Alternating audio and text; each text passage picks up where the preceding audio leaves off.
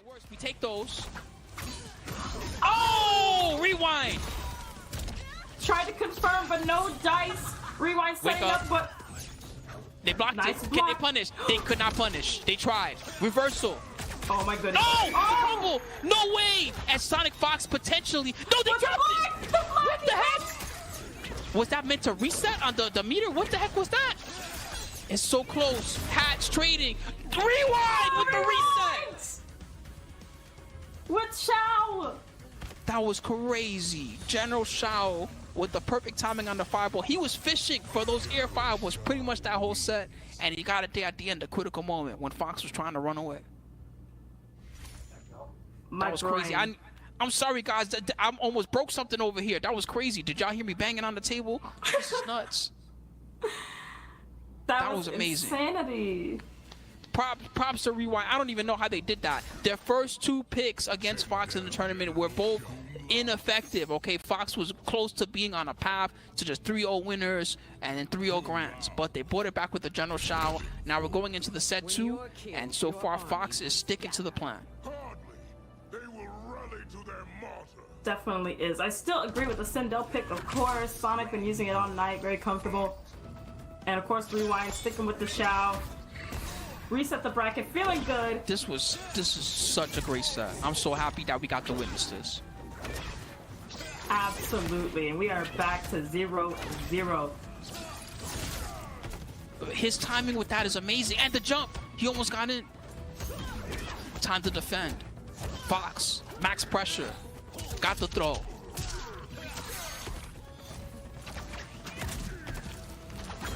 That was sick off the whip, but Rewind got out. He can't get a combo when it armors. I think he can only get a combo if it hits raw.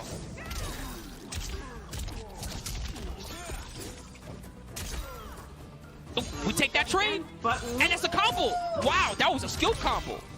He bet it all on the overhead hitting, and the payoff was clean, but that was not safe. And Fox is going to get a clean punish into round number 1. It was definitely a quick time event. Round 2, fight. Those are even hard to even do. The ones where you do the Kung Lao float, you have to for real call Kung Lao at the perfect moment for those combos to work. Let alone doing it as a mix-up. That's scary. Speaking of scary, look at this overhead. Rewind. Oh. They're so good with the high-low. Whip. They did whip punish. That was sick. Full combo again. Rewind. Controlling the corner. Give me my axe back. I'm not done with this. That's a whip punish again. Wow. Rewind. Okay, night and day rounds here. That's right. Play that back for me. Rewind. Final round, fight.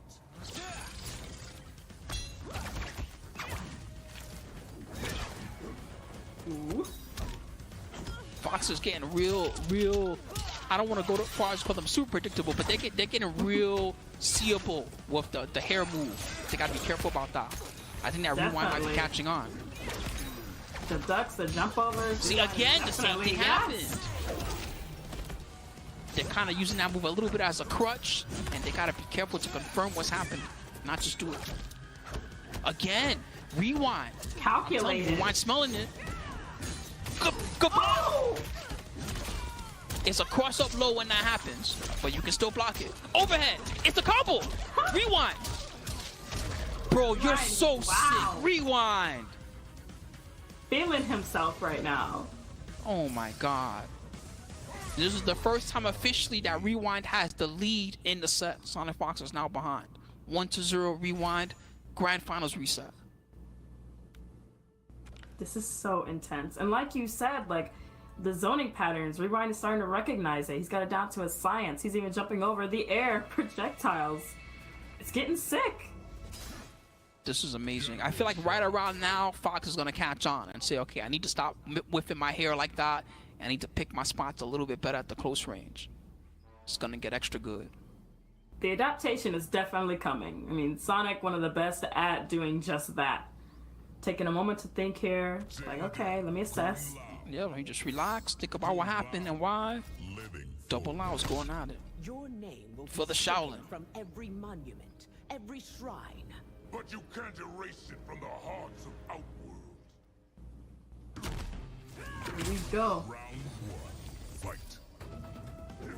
This is an amazing performance by Rewind. Traded with the hat. He's got that axe powered up and ready. Nice pick up! Oh! Dude, you're a legend!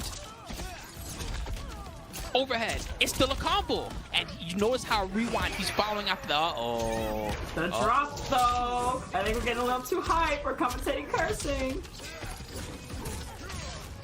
And They're out. that's a good answer. Did not armor, every so he still time. gets the combo. Breaker from Fox. They've got almost nothing left, especially after that trade.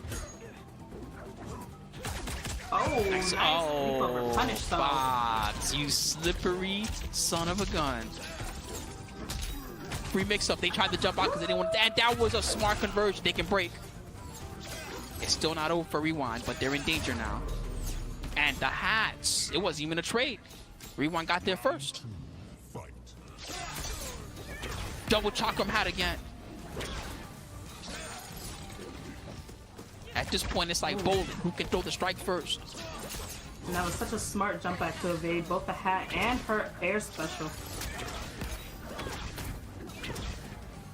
Ooh, he's got fireball strings going on. You gotta watch out. Sindel, please. Nice jump. Oh, amazing. Oh, wow. Oh my That's a god, if little you had air converted combat? that, if you had done an air combo there, Rewind, that would have been one for the books. General Shao is not known for air combos.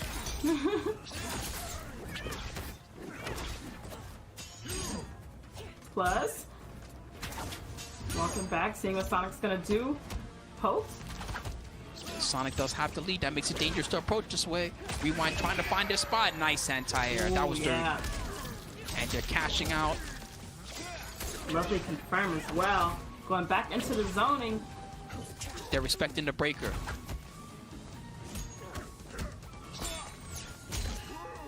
Oh, what a trade. Wow. That was some combo video stuff. Did y'all see that? Cutest trade I've ever seen in my life. For real people do that in Mortal Kombat combo videos. They do the uppercut trade and try to do a down jab combo. That was The nuts. Terminado combos. Oh my god. I can't believe I'm seeing this.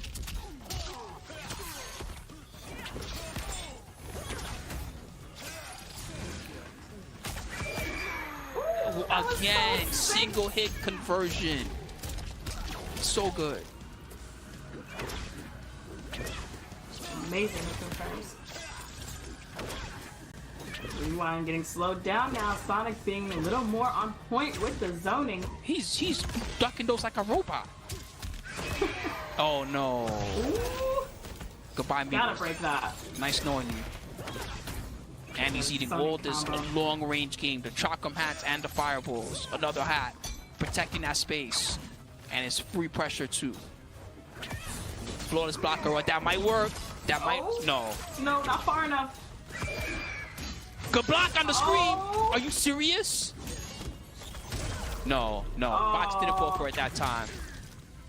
That's why it was so amazing to do it the last time. That's not a thing that you can hit confirm. It's like a guess when they go for that. And that time Fox was completely ready and also ready to punish them on the way back.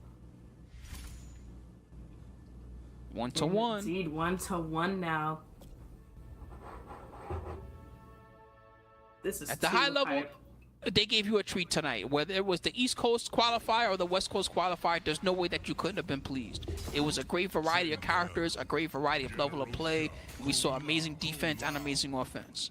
It's coming down to these last few games between the Fox and Rewind. Your name will be It's all about who wants it from more. Every monument, every shrine. But you can't erase it from the hearts of Outworld. Indeed, and here we go. Round one. Fight. Perfect fireball. Wow, good escape, and that's a combo again. They're reading each other's life right now. True, true. There's a little bit of read and a little bit of reaction in all those reversals. They're watching for what they're looking for, and then time for the knees.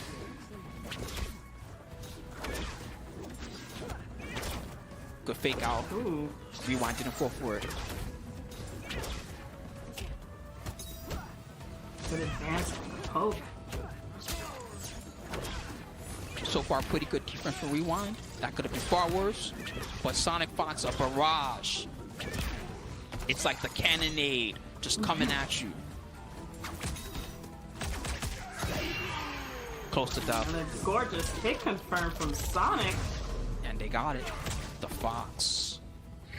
Significant lead now. Meter advantage as well, small one.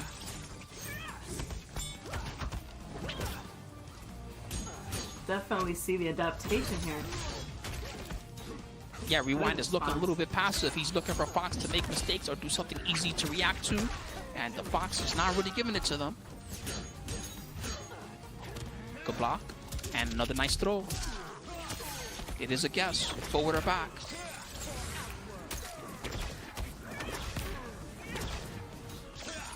Great zoning obstacle course as well. Oh! And again, the down jab into Scream to convert the anti-air.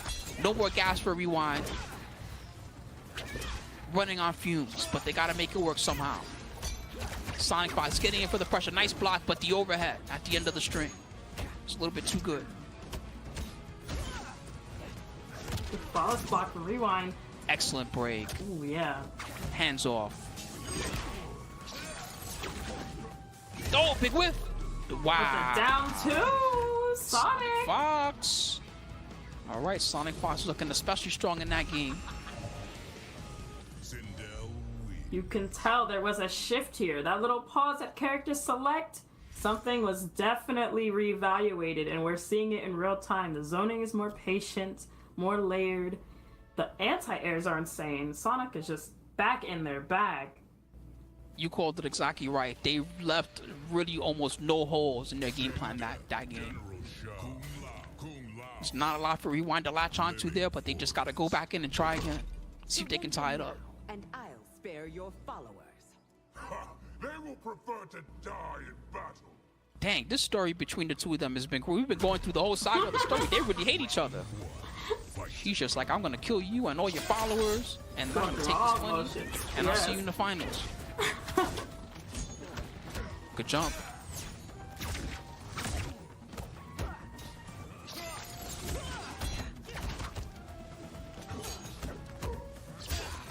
Those are hard to up block because you just can't tell when the button is coming. Wow. Smart armor. I love how he's using that move. That's not a Shao move that I've seen people use a lot, but Rewind tonight, high success. And they're in. Wolf Fox Breaker. No, they're taking it. And like you said, that move coming in clutch again. Big chunky slash. It's a good way to pick that axe back up. It does cost you a little bit of bar, but it can keep the pressure on, especially when they think it's their turn. Speaking of turns, Fox says, let me show you what I can do. And Rewind got out of there. No hard to blockables, please. Anti-air again. That's so clutch. It's such a better way to stop them than the standard uppercut. Absolutely. Chakram hats everywhere. Fox with a significant lead in this game. And relatively safe pressure, too. Oh yeah, just setting up the obstacle course. Nice little projectile combo. Rewind would do anything to get in. You can see them jumping and just hoping to find that hole. And the Fox is not giving it to them. It's not going to happen. Final round. Potential tournament point here for Sonic. That's right. Rewind fought so well, especially coming up from the loser side. But Sonic Fox is ready to establish their dominance and steal this one away. The only thing stopping him is those all-important 3 meters, and they're gone now. It's all to Rewind's defense. Down 4. That was a good one. And the Fox continuing with the safe pressure. Oh yeah, just backing it up, not overextending. No holes, no gaps. Just close them out as safe as possible. Chakram hats. That was a big overhead.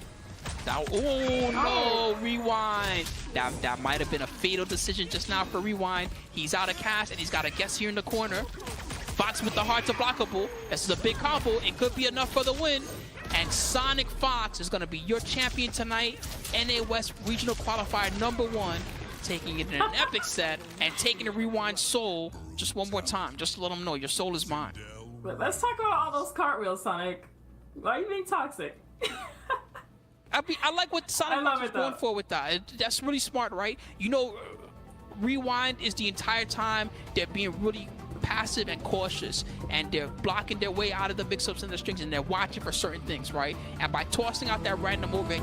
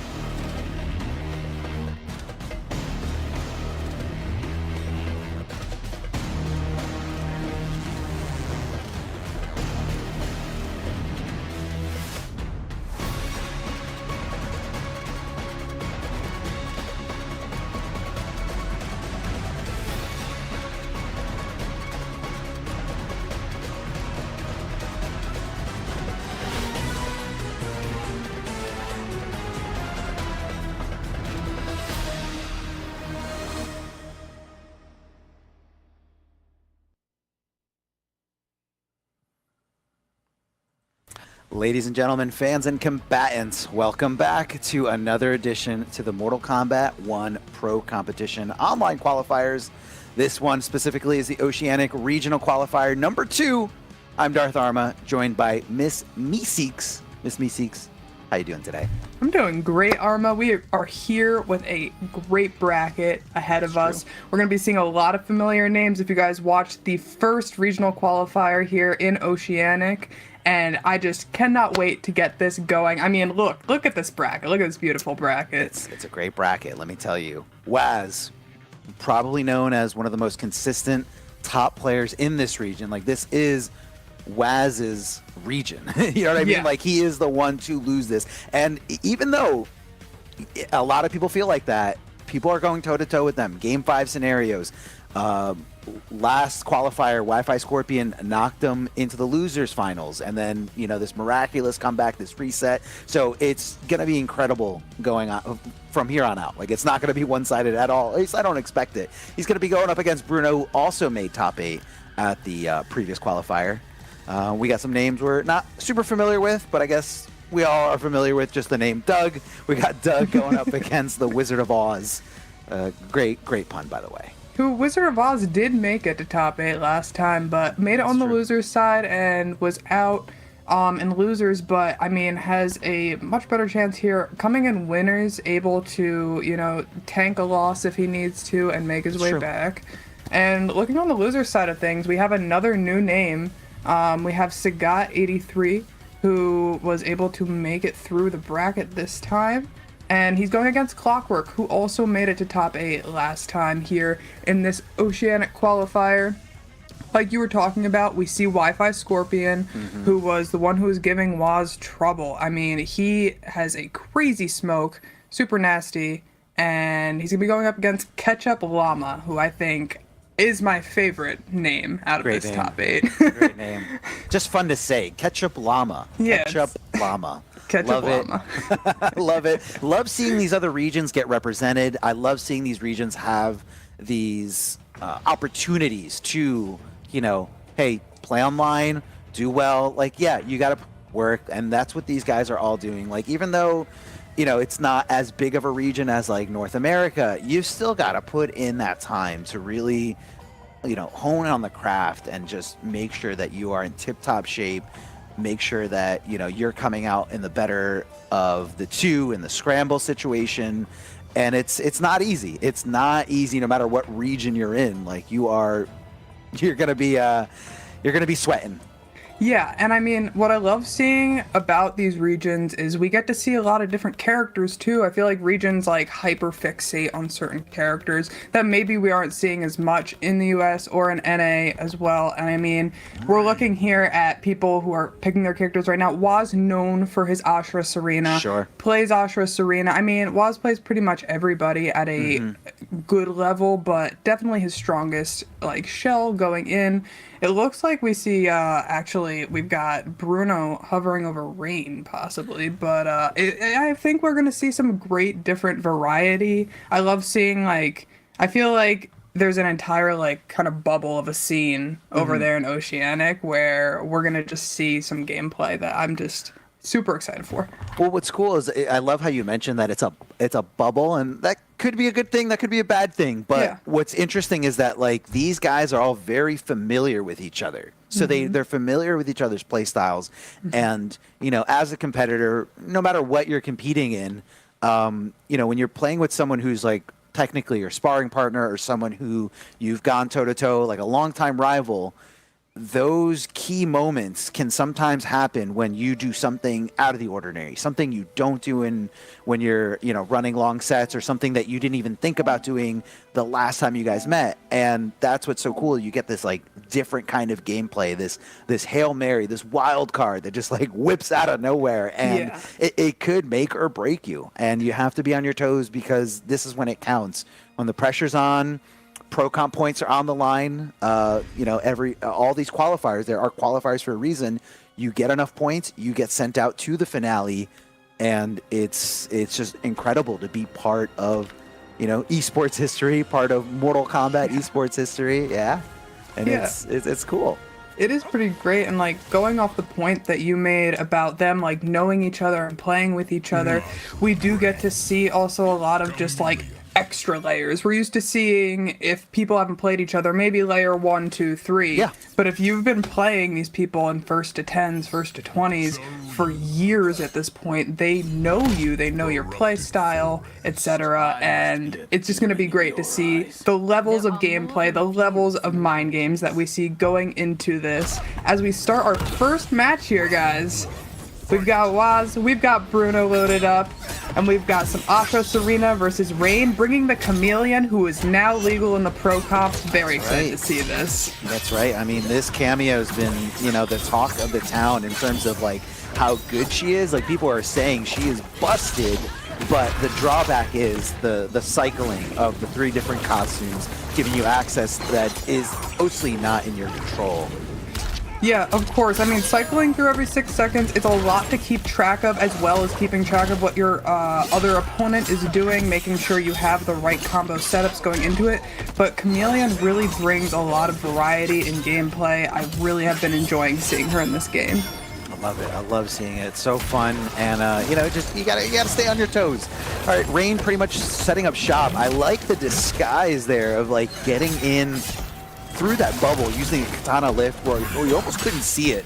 Yeah, good armor through there by Waz. Good read. Had the time to, and Waz is going to be able to kind of run away right now. Fish with Serena, fish with that forward 2 by Ashra because it reaches so far, and look for those confirms. I love how he kind of double dipped into his turn by using that jump from Katana to keep his turn and keep that pressure on. But Waz with the right call out with that throw, knowing that he still had a little bit of life that he was willing to block. Yes. And we've got just the throw here, starting strike throw game by Bruno, but he's going to be able to set up a portal off of that. Oh, good timing there with the armor through by Waz. So unfortunate getting clipped by that second boomerang. The key is to really duck under it to get, whatever kind of punish or whatever kind of offense you can get afterwards. That's an easy whip punish here as Bruno's just swinging for the fences. Waz finds the hit, gets a nice little conversion for 37%. Dipping over to the other side, phasing through, but Bruno is ready to press buttons, and now here's the offense. Hang on, this J Batarang is coming right back. Yes, I called it a Batarang.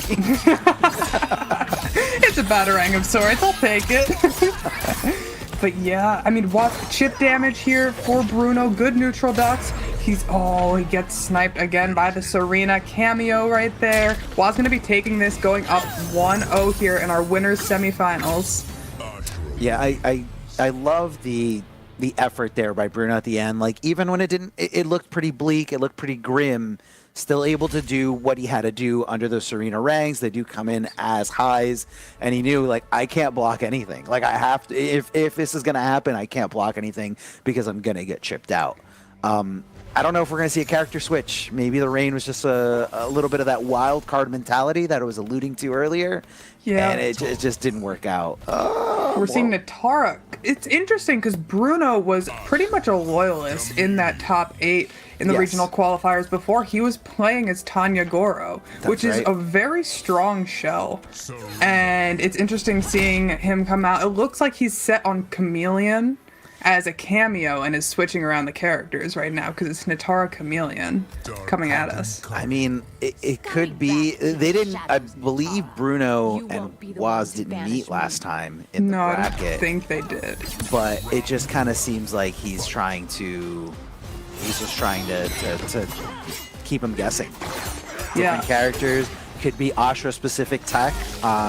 Could be something that he doesn't like dealing with as Tanya, because right now we're seeing 2 games being fully committed with different characters. And I love seeing the Natara. She's such a fun, like, amped up character to see when she's like canceling all over the place, all over the air, all over the sky, and just kind of in and out when she wants to dictate the pace.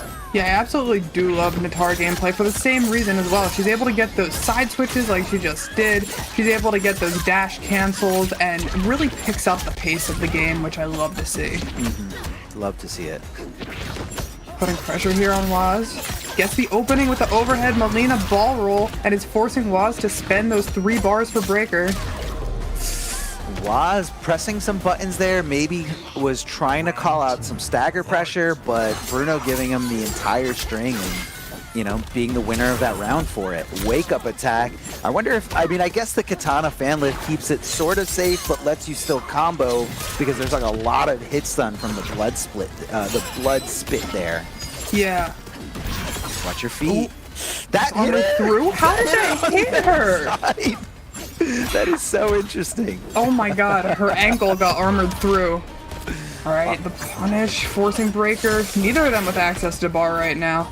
Yeah, and I just feel like I'm not seeing like a full commitment from Bruno with these jump-ins. Like twice there, it could have led into something huge, but just kind of second-guessing themselves. That was a smart throw there, knowing that, you know, Ashra is super negative at that point, so most likely going to be holding on to that block button, especially at this high level of caliber player. But yeah. Easy convert there. I didn't even have to spend what I call real meter because, you know, double Serena, no problem. Yeah, and we've got the overhead from Natara. The air-to-air too. Waz seems to really know this matchup as well, which is interesting. We don't get to see a lot of Natara gameplay, so heading into this, he might have not known the matchup as well, especially with a brand new cameo like Chameleon. Like, this is a shell that what are the chances you've gone against it? Yeah. I mean, this team specifically has come under a lot of attention from Sonic Fox specifically using this team. Kind of, you know, showcasing a little bit of, you know, what it is capable of doing with a brand new cameo. Yeah, I mean, that was a quick 40% right there to Waz's life, completely nuking it, but Waz is going to be able to get double Serena here. This is going to be a ton of damage. One of the BNBs, 40% right back at you, he said. I can do that too. Yeah, and that was an interesting decision there because, like, Waz could have held on to the meter to hold on for Breaker, but because he spent the meter to do more damage, now Bruno is just one more opening away from closing this out. But you got to watch out because Waz has that fatal blow ready to go. Yeah, it is loaded. It wouldn't kill right now, but ooh, and there it is. Oh my god. So just like you said, Natara has less health. She definitely has less health, but I don't know if it's going to be enough. This last part, I hope both these players are matching for their lives because Bruno definitely needs to stay in this. I think he's alive. Oh, wait, no way! That did 42. Again, Natara, less damage. I mean, sorry, less overall health. And I think that was really the determining factor there, and it was just it was a great decision there by Waz to commit to the meter, to commit from away from building that last bar for the breaker, and knowing I just need one more opening and it's done. Yeah, that was really smart. And like you had pointed out, I was like not sure about spending that bar, but Waz definitely, this is why they're the players, and this is why I'm on the mic, because clearly he knew exactly what his game plan was and was able to execute it.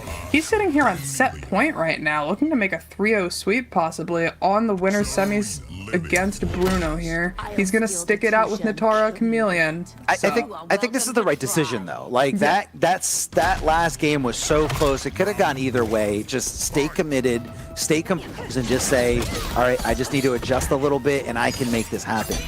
Yeah, for sure. I think that it was the right decision as well. The Natara was looking a lot better. And it's hard to go 3 characters in a set. You have to keep adjusting. Ooh, full corner combo. Gets a hard knockdown. Oh, great air to air. He almost converted that? Yeah, it was very, very sickening if that would happen. Oh, the down 2 from nowhere. Now, I feel like last time in the last game, I didn't really see a lot of overheads coming out of Waz. Yeah. But I think we're going to be seeing him dipping into it a little bit more just for that, differentiating factor of, you're not going to see this coming. Baited that out pretty well, just kind of backing off. And sometimes when you're fighting against when she's, in the air, how mobile she is, you really got to just take whatever punishes you can. Sometimes there's just simple air to airs. Sometimes there's just a simple down 2. But just take what you can, because this is a very strange situation that you're never in with most of the other cast. Yeah, Waz has also done a really good job with Bruno being in the air, getting that snipe with Serena, just as I was about to say. Waz, thank you very much for demonstrating that for me. He is able to get the snipe with Serena and get a full screen confirm when Bruno's trying to dash in and jumping up initially. Dipping in for the throw, really. It's just Waz, I thought, just applying so much defense here, but can get opened up one more time. But this is going to be a fatal blow to just kind of cash in as much as possible, knowing that all he really needs is some kind of conversion from here. Waz is not going to have enough to build up for that breaker at the end of this fatal blow, so really not changing the situation much at all. And this is do or die for Bruno. Yep, Bruno right now has to commit. Gets in over the Serena. Huge play. What's it gonna be? Oh, Waz with the jump and is able to clutch it out there in those last final moments and is taking it 3-0 here. Absolutely just dominating, ready to go today. Yeah, I think Bruno kind of expected Waz to be a little bit more passive, a little bit more like, backpedally, like wanted to anticipate Waz going back to full screen and just resorted to a little bit more of like the zoning game. But Waz just said, I'm going to jump in and close this out, like do or die. Because the other thing too is you're going to have that mentality when you have not only just a round to give up, but also, potentially 2 more games. That was a 3-0 from Waz, very decisive. This rain, I didn't really see it happening. I didn't really see doing rain things. Waz shut that down really quickly. But this game right here, game number 2, that was down to the wire. Look how much health he had left. And this was a pretty clutch moment here. This is the decision that Waz made, jumping in, not backing off. And, it was almost like so cold, so calm, so collected to just like walk up to him and say, I'm just going to simply jump in right here. That's the bracket. That's the 3-0 we just saw. But Bruno will be going down to the lower bracket where it just popped up right there, where they're going to be playing the winner between Wi-Fi Scorpion and Ketchup Llama. Now, something that is interesting is if we see Wi-Fi Scorpion beat Ketchup Llama, we're going to see Wi-Fi Scorpion versus Bruno. And in the last regional qualifier, Wi-Fi Scorpion was actually the one to send Bruno down to losers last time. And it would be great to see that run back. We'll see if we get it. Yeah, I mean, seeing those run backs from like previous events, especially when, there's a good amount of time that's happened, and especially seeing Bruno playing with like completely different characters, a brand new cameo that just became legal. A good player, I'm gonna tell you what a bad player does. A bad player does not look at their losses. A bad player goes right into the next Kombat League match. A good player looks at their losses, dissects it, sees what they could do different, sees what decisions really that were made that just weren't in their favor, and you can kind of like make a blueprint of tendencies on your opponent. So I am really excited to see that potential run back, but we got to see how it pans out here. Coming up next, ready to go, Doug versus the Wizard of Oz. Yep, and we're seeing another Ashra Serena here. Definitely seems to be a pick here that we're going to see in the Oceanic region, but playing a lot differently already than Waz was, using the Dark Blade. But Doug's going to go ahead and get that Interrupt and start getting his damage out. What a whiff punish, too. Yeah, nice whiff punish thanks to the delay wake-up timing. So I think that was a little overzealous of Doug to kind of not wait for the recognition of delay wake up or no delay wake up, because it's pretty dangerous. I'm not downplaying Geras. I'm not. But it's pretty dangerous to just kind of go for that overhead on somebody's wake up and you don't know exactly when they're getting up. Yeah, it is. It's similar to like kind of if you were gonna wake up with back through Scorpion and MK11, you gotta time it right. No anti-air there, just kind of let him put himself in the corner. That could have been huge, trying to fake the throw, not getting the shimmy, getting it that time, or getting some kind of counter hit from a button, popping him up real high, and thanks to that Kung Lao teleport. Look how on point Doug was. He knew exactly what side he was gonna be on, right in your face. Another, he was trying to tick throw. He was trying to tick throw. He was trying to tick throw. Oh no! It didn't work. He got hit. You should have just done the string. Obviously, hindsight is 20/20, but that would have been the comeback of the century. Yeah, well, we'll see how he adjusts going into this next round here. Wizard of Oz starting off with the damage. Quick 33% off on Geras, and is able to fish from that far with the projectile. Yeah, you almost see like Doug thought he had more room to back up, and he was just like walking back into the corner. He's like, wait a minute, I'm out of space. Yeah, he was like, hold on, I don't want to be here. Well, you're in the corner now, Doug, and he has a mountain to climb if he wants to make this comeback right now. It's tough. It's tough. A tough thing. I think it was just too much mental damage to know that if he did the safer option with Geras' full string instead of looking for a tick throw, he would have won. It's hard. It's hard to be in that situation and not let those little thoughts just like eat away at your psyche and tell you like, man, I really messed up. And I feel like I just didn't see that focus regain from Doug. And I want to see the breather here. I want to see, take your time. Like, don't rush in. Of course, as I say that, he's rushing right in. Yeah, he's like, mash, mash, mash, mash, mash, mash. Get me in the next one. Next Combat League set, let's go. Yeah. But it's take your time. I loved what I saw round 2. I loved it. It was good. The back and forth, him dealing with Ashra's uppercut on block, like just with Geras' armor move, a very simple approach, but it does good damage, a good way to juggle. Speaking of wake-ups, oh no, you don't want to get hit by nothing, a stray nothing, a Serena Rang that didn't actually get hit, but it was because you let go. Good confirm here into the time stop. Going to be setting up some hourglasses, going to be setting up some fun rewind times for later. Neutral jump kick, and what a conversion! What a conversion here from the Wizard of Oz. Yeah, insane conversion, but look at this awkward starting point that they're going at. I'm surprised nobody was mashing. Like, I'm going to tell you, 10 out of 10 times, I'm in that situation, I'm mashing down one. Yeah, no, I would have been mashing down one to start right away. I want those plus frames. Give me that hit. Maybe a throw's coming. Maybe an overhead. Maybe a low. Exactly, I'm mashing D1 in that situation every time. We're seeing a little bit slower gameplay here coming out of Doug. Just trying to feel out the spacing. Gets an opening there. Good launch, so this is going to be a good amount of damage. Gets the freeze set up on Lao and body splash in. I mean, what a block until just that no mix-up actually hit him. But this time around, does get the time stop, is in the corner, in a bad spot. Here comes Kung Lao, extra damage. Gonna end it with the command grab. Switching right in front of him again. I think this time he was gonna go for the whole thing. Not gonna commit. Good stand up there, reaction to the overhead. Reacts again. No way that stand 1 didn't connect. Oh no, she just did it. Yeah, 100% just bet it on there. What? Oh my no God, punish? no punish? Mashing down 1 afterwards, like we're still +2? We're not +2 after that. He just did it. He just did it. Look. Plus is a state of mind. That's it. Yeah, tell that to the game. That's the game, calculating the frame data. Tell that to your character not being able to physically move until after the other character.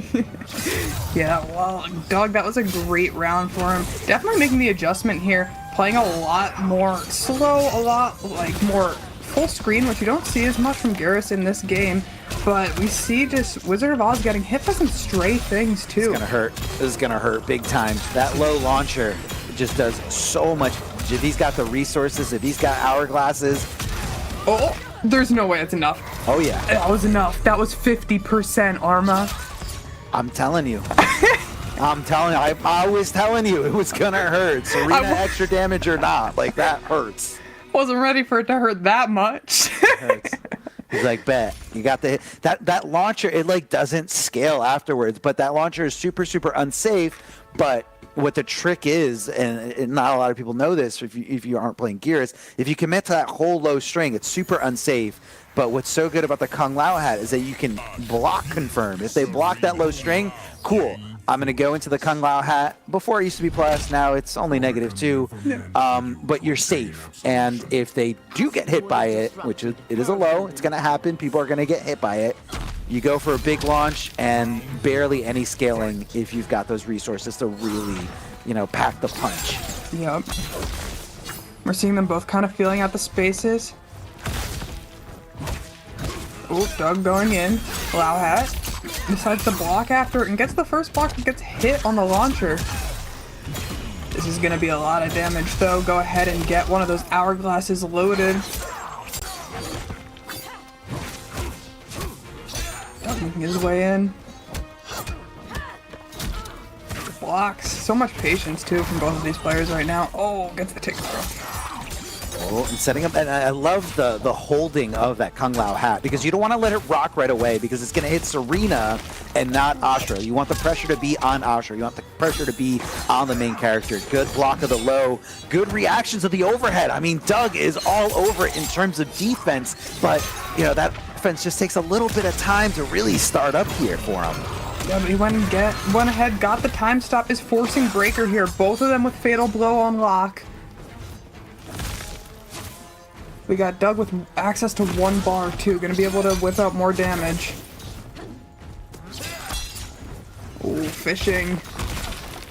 Full string, just keep it safe. Like, you can even see that Wizard of Oz wanted nothing to do with the guessing game afterwards. That could have easily been anti-air with a stand 1, but it wasn't. He was just too scared of the pressure. Ducking into the Serena ranks. There's only 5 seconds left. You need to make something happen. You need to chip him out right now. And oh my god, he got it!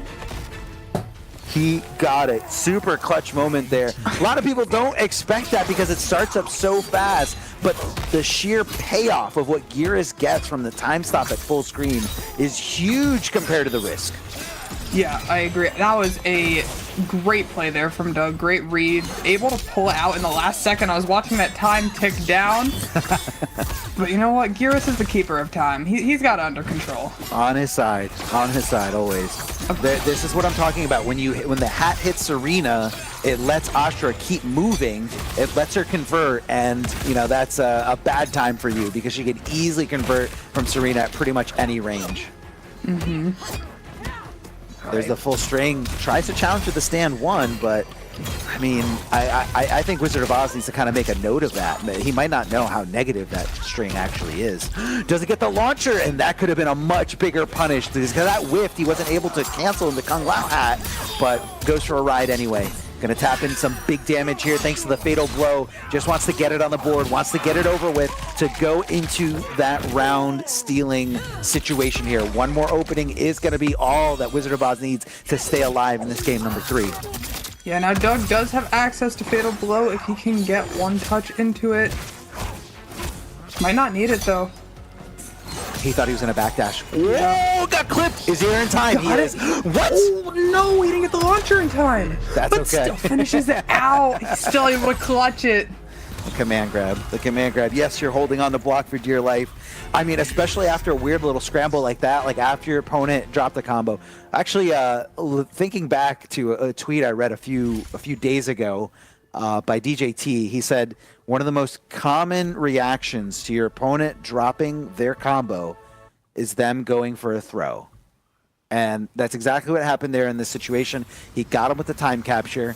didn't get there in time to get like a full conversion. So afterwards he said, you know what, come in, grab. And Yeah. that's what it is. And it's so successful, but that's, you know, something that's so apparent and so repetitive and happens so often, you know, you can play against it. Yeah, I mean, command grabs and throws are definitely super helpful in those scramble situations because, like you said, you're holding block for your life. You're like, oh my god, what are they gonna do? What am I gonna do? And you end up getting a throw because they're blocking. Good read by Doug. Oh, Wizard of Oz almost gets that confirmed.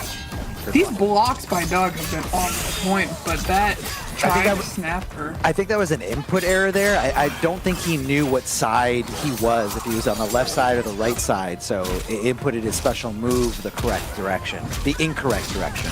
Yeah, but now he's gonna get the freeze. Gonna be a lot of damage coming out here, Kung Lao, your pal. Alright, sets up the Gyarus. The clones, send in the clowns. I mean the clones. Overhead does get blocked and punished. That could have been a lot worse. Gets the shimmy there, the fake throw, going shoulder to shoulder right in front of your opponent and making them think, I'm going to throw you, so they're going to let go of block to try to press a button attack, and instead you hit them with a mid into some nice damage, especially thanks to that Serena, as we're seeing this incredible conversion here. Yeah, that's been something I wonder if Wizard of Oz is going to pick up on. Doug keeps doing the overhead, and it's really hard for most characters in the cast to be able to punish that overhead. It's pretty minus, but there's so much pushback, and Gyarus goes flying back, but because of that forward 2 by Ashra, she's able to punish it from different distances that other characters can't. Yeah, it's definitely going to be like a matchup thing. I feel like a lot of Gyarus's don't like slamming that overhead a lot against, you know, characters with big range like that. What did you see those footsies? Did you see that spacing, that control coming out of Doug here? Perfect spacing there, watch yourself. Gets the Lao hat set up, doesn't get much out of it. Yeah, I think he thought it was going to stop the projectile, but it like didn't get there in time, so it was kind of a weird trade situation. Second under Serena, batarang up, yes. We're going to be launching, and there's the breaker. Of course, that's going to be your only option here if you want to stay in this round. Wizard of Oz believes in this, but Doug trying to sneak away, trying to set up some more. Both these characters have access to full screen options here. Yeah, but Doug is just gonna dash in right there, finish it out, but both of them were kind of fishing full screen. As the clock was ticking down, I thought we were gonna see another crazy scramble.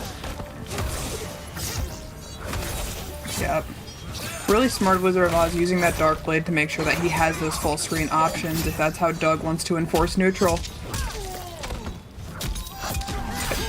Now you're in the corner. Oh, and he uses it to get out of the corner. Gonna have the corner advantage now and be able to put pressure. Doesn't. He didn't block the overhead for the first time. Pays for it. I was gonna say, like, when it gets a little crazy and it gets a little sweaty, I mean, yeah, sometimes your nerves are gonna get the better of you. Does get opened up by that low right into the overhead just because you're so scared of that jump. You're thinking, here, I gotta block this overhead. Yeah, exactly. I know there's special tech where you can send out Serena to eat the low hat and then up block the overhead jump in, but I'm not sure if we're gonna see that coming into fruition. Chip avoided. Oh, blocks the overhead, but gets opened up by the follow-up. That was so close. That was Doug's to win, to take the set, but instead we're seeing a Game 5. Wizard of Oz clutching it out, taking advantage of that moment. That was close, man. That was close. That was down to the wire. And again, it was just that last breath mechanic coming into play. If you have a full bar, you can take one more hit after and not get chipped out and stay alive, and it takes your bar. So if you've got 3 bars, you can take 3 more hits of chip damage. So that's something that you block, and that was crucial. That was crucial here in that game. And I don't know if that was maybe an oversight from Doug, not seeing that he still had bar, or maybe not, you know, really putting that into consideration that I've got to make him block 3 more things in order to chip him out. Yeah, and here we are going into Game 5. Both of these players trying to stay on the winner's side, trying to get to winners finals. Wizard of Oz with the first open up. But Doug hitting right back, getting that freeze. Gonna be able to get a lot of damage here.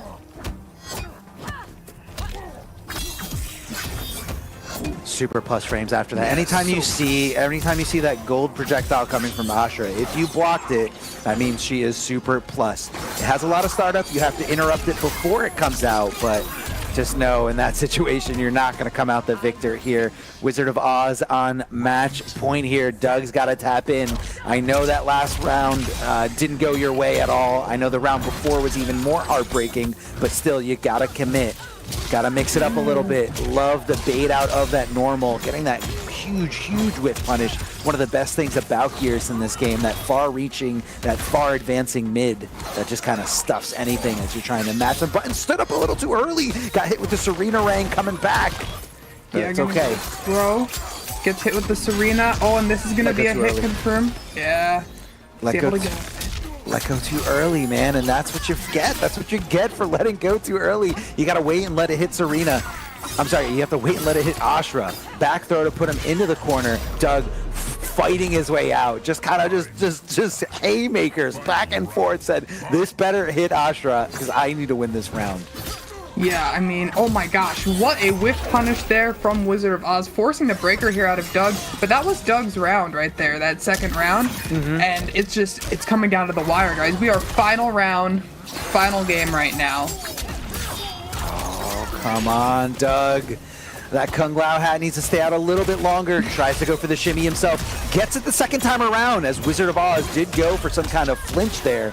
Gets some good damage tapping in, but Ashra does have access to that armor, as we can just see her armoring out of that situation, getting the forward throw with the assist from Serena, but ducking under and just trying to stay calm. We have plenty of time left. Find the opening. Somehow blocks the low and the overhead, unless that happened at the same time. And that was the green light for Wizard of Oz to say, I'm coming in.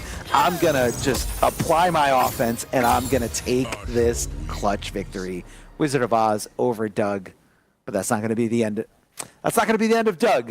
No. Doug does get sent to the lower bracket, so we will see them for their final tournament life, and that's the nature of double elimination. You know, just because you lost once doesn't mean you're completely out. We've seen the losers Cinderella runs time and time again across a lot of different games. But man, what a set, and you just saw pure adaptation from both these players, just making the right adjustments as the set went on. And you just the tone that Doug set early on with going with like a lot more command grabs. I really like that he kind of drew that back and just kind of waited to just get regular hits here, and that's kind of where it all went downhill. And looking at that replay, Miss Meeseeks, I don't know if that was like too close that he got the unblockable protection there, or if it was just a super clutch block there by Wizard of Oz. But either way, Wizard of Oz moving on, winners finals. Yeah, and we see Doug down there in losers round 2. He's going to be waiting to play the winner of Sagat versus Clockwork, which is the next game that we have for you up on stream.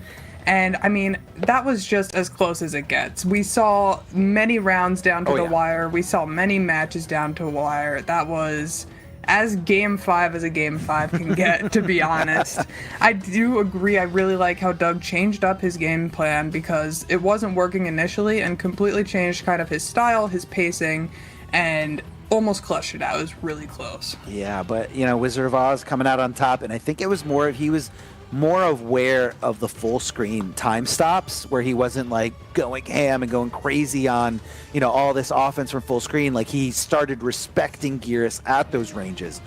Well, we got Sagat 83 going up against Clockwork. Clockwork, who we saw last time rocking a Shang, or a little bit more Shang from what I remember. Yeah, Clockwork was rocking Shang's sub, and then he had switched to Kenshi Cyrax, so he has that. But I had seen him playing Lu a lot more recently. Okay. Playing the Shaolin Monks team. I want to say I remember Sagat from like MK11 days in those Pro-Com qualifiers. So Sagat definitely no slouch. Yeah, of course, and I mean, you're not getting to this top 8 if you're a slouch. There's no way. This is the peak of the competition that we are seeing come out of the Oceanic range. This is their best players, and we've got Sagat with the Lao Goro, which is one of my favorite shells to watch. I'm not sure about you. I really enjoy Goro. What I always say about this team, about Kung Lao with Gorosis, is that they're playing a different game. They're still playing MKX. They got armored launchers. They've got huge amount of damage, and it's just like never safe to really, you know, apply pressure. And that's what happens. You just get paralyzed by, you know, when is he going to attack? When is he coming out? Like, when is he going to convert into some big damage? And this is not a good spot for Clockwork to be in.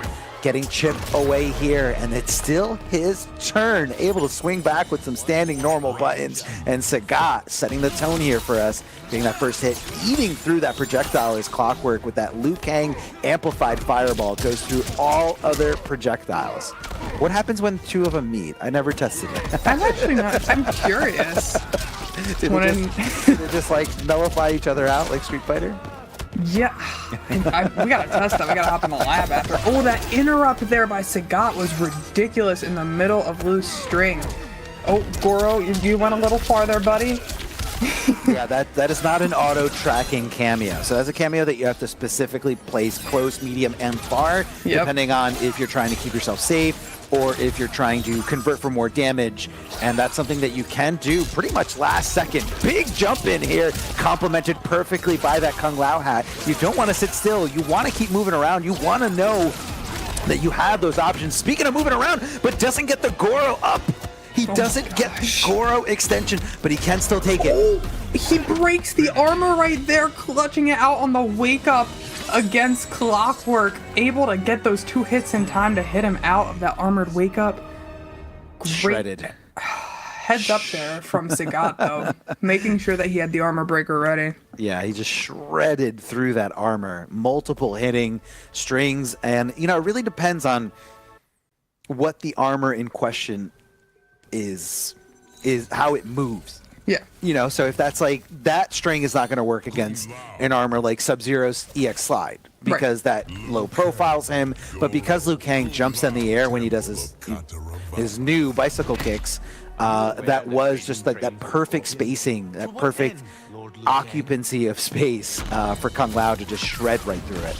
I mean, that really shows also the matchup knowledge here and the knowledge of Sagat going into this match right now. Oh, great jump over the fireball. What a reaction. I'm going to say that was a reaction. You know what it is? When you have, you know, great air mobility options like that, I feel like generally the players will jump and then wait to react to something afterwards. Like they'll recognize, oh, I'm going over a fireball, so let me hit this dive kick, and then that, because it's expensive. It's expensive and very unsafe if you don't do it right or if it gets blocked. Yep, and getting opened up here by the rest of the string too. We've got Clockwork has a lot to make up for. Sagat can just back off right now and just catches him moving forward with the Lao hat to the chest. Round 2, fight. That's going to be round 1 here to Sagat. Oh, caught by the overhead. Goro said, get launched. Big damage, big corner carry, and a safe jump. Accidentally puts himself in the corner there on wake up. That's okay. He's one jump or one armor move from getting out of there. Oh, he's got to wait for Goro, though. Goro does come back rather slow compared to the other cameos. So that just kind of tells you the power, the potential of Goro as a cameo. Yeah, for sure. Getting clipped there with that low hat cancel. Yeah, I love how back throws for Liu Kang with this cameo is not really a back throw because he just puts you back into the other direction. Yeah, no, it's not. It's a back throw for now until we just call our buddy Kung Lao and switch sides on you again. Yeah, so it's very oppressive here, especially when you don't have like the space to walk back and forth. Like you just have to worry about the strike throw game hard from Liu Kang. Does get him there with the overhead as he just kind of rolls in, finds his way to get back out, but Liu Kang gets that back throw, but again, has to commit to that forward side if he wants to get that extra damage. Goes for the Rising Flames there to get a little bit better Oki, I think, to apply better pressure. Maybe thinking about baiting out a wake up from Kung Lao. I mean, I see 2 bars from Kung Lao. I see a Goro ready to go, but not really how I anticipated it to play out. Yeah, I mean, maybe Sagat knows he's fishing for that, and oh my gosh, and right as he does that, what a shimmy there. Both of them just playing here with their spacing. So patient from Clockwork. does find the opening. Is this going to be enough? No, comes in with the breaker. Now he's got no access to any kind of armor. Does get a regular Goro throw here as the Goro cameo is going to start ticking up. He's going to have it closer and closer. He just bet it all. He bet it all. He bet it all on that. He just really went for it. And we're seeing the brutality. Clockwork not happy right now. It's like, get me on that board. All right. I am the fire god Liu Kang. Ready to go, but yeah, it was like you were saying. I mean, it costs a lot. It is a lot to go for that dive kick. It's so unsafe. When it works, I mean, it leads to a lot of damage, but it is a big risk. Yeah, I think he knew, like, once he jumped in the air, like, he made that decision, like, I'm going to jump, I'm going to dive kick. If it works, like, because he didn't even have bar, because he just came off the breaker. So even if it did hit him, all he was going to get afterwards was pressure, and that's what he was hoping for. Yeah. But Clockwork just kind of staying composed, chilling out, and just saying, like, I'm going to wait. I'm not going to get crazy. I'm just going to sit here and block. He's going to essentially, cause his own demise. Yeah, for sure. I think that Clockwork's patience really was what made the difference there in that match. And we're seeing patience out of him again. Oh, just quick 1-2. Gets the launcher, gets the conversion off of the launcher. This is going to be a good amount of damage into what setup? Oh, delays wake up, but nothing out of it for it. Keep him in the corner. Ooh, waking up with that down 3, finding the hit and knowing it's my turn to swing. Whoa, I didn't know, so that switches you over to the other side. I did not know that. I was like, he's putting himself back in the corner, and then he wasn't. He wasn't in the corner. That was a great armor move here from, again, you can't leave those gaps there because Kung Lao is going to eat you for breakfast with it. And it's just because, I think this is going to hit. Way. Yeah. He just went for it. I mean, I think he reacted to, like, Kung Lao, like, turning his back, and it's got some pretty good range on it. And not only that, but also, like, the fact that it was perfectly enough damage to win the game. So that's just like on his mind, like, I have a win condition right here. So of course I'm going to be looking for a projectile. Of course I'm going to be looking for you maybe even just whiffing anything. Ooh, the trade afterwards, but Sagat so willing to just keep pressing buttons afterwards. And that's the mentality that's getting him this offense here, this perfect offense, trying to fight back as Liu Kang, but he does get clipped there by the overhead. Yeah, and I mean, looks like Liu Kang's gonna be able to get out of the corner here. Not able to get a conversion off of it with the launcher. And Sagat should be able to kill here. Going with the damage under. Oh yeah, that's just enough. Squeaked it out. Squeaked it out with the noogie conversion. Exactly. There's that projectile shredding property that we were talking about there earlier. So that projectile, if he amplifies it, it's going through all the other ones. Look at that. Just kind of knows, hey, you think you're jumping over this Kung Lao hat? No, eat these fireballs. He's super plus, so it is his turn. Kung Lao keeping it going, but Clockwork waiting for his time, waiting for the patience, waiting for the opportunity for himself. And he doesn't have to, that's not a risky move. Like, what are you going to do about that as Kung Lao? Oh, Goro coming in with the assist. Saved it! Oh, no. Oh, he goes for the dive kick again, just like last match. And Clockwork is going to eat that up, finish it out, show us a nice combo video into a fire dragon. Brutality. Yeah, I do like that you brought up the fact that it was very much like the Ender in the last game. Same situation, you're a little desperate for different reasons. This one was just like a huge life deficit, whereas last time it was because he just came off the breaker. He had no bar, no resources, and he was just trying to get his offense going. I think Sagat needs to kind of chill out a little bit. I think Clockwork knows that the offense is really the demise of Sagat right now. I think Sagat needs to chill out and even maybe like dip in for more throws. I want to see a little bit more throwing coming from Sagat. And I mean, we see Sagat here. He said one Kung Lao wasn't enough, so he wanted to bring some Kung Lao back up as well. Not going to be seeing any more Goro on the screen out of Sagat. And I think it's to combat the zoning, especially in that last round. Like this right here, where we're seeing Clockwork opted to just kind of sit back and chill. Like, okay, you're going to try to jump over these Kung Lao hats. Yeah, he was waiting. He was waiting. He was waiting for it. He was ready for it. He's like, please dive kick, please. Please, I see you jumping in the air, and it's not really hot. And again, Clockwork has no reason to go to him, but this is the opening that Sagat could be desperately looking for. Yeah, and gonna be a lot of damage coming out of Sagat here. Going into Fatal Blow, this should be enough to kill. I don't want to curse him though. But yeah, Sagat here gonna be going up 1 round in this match. Fighting for his life. Clockwork looking to close out the mat or the set. Sitting on set point. Round 2, fight. Close, man. It is so close.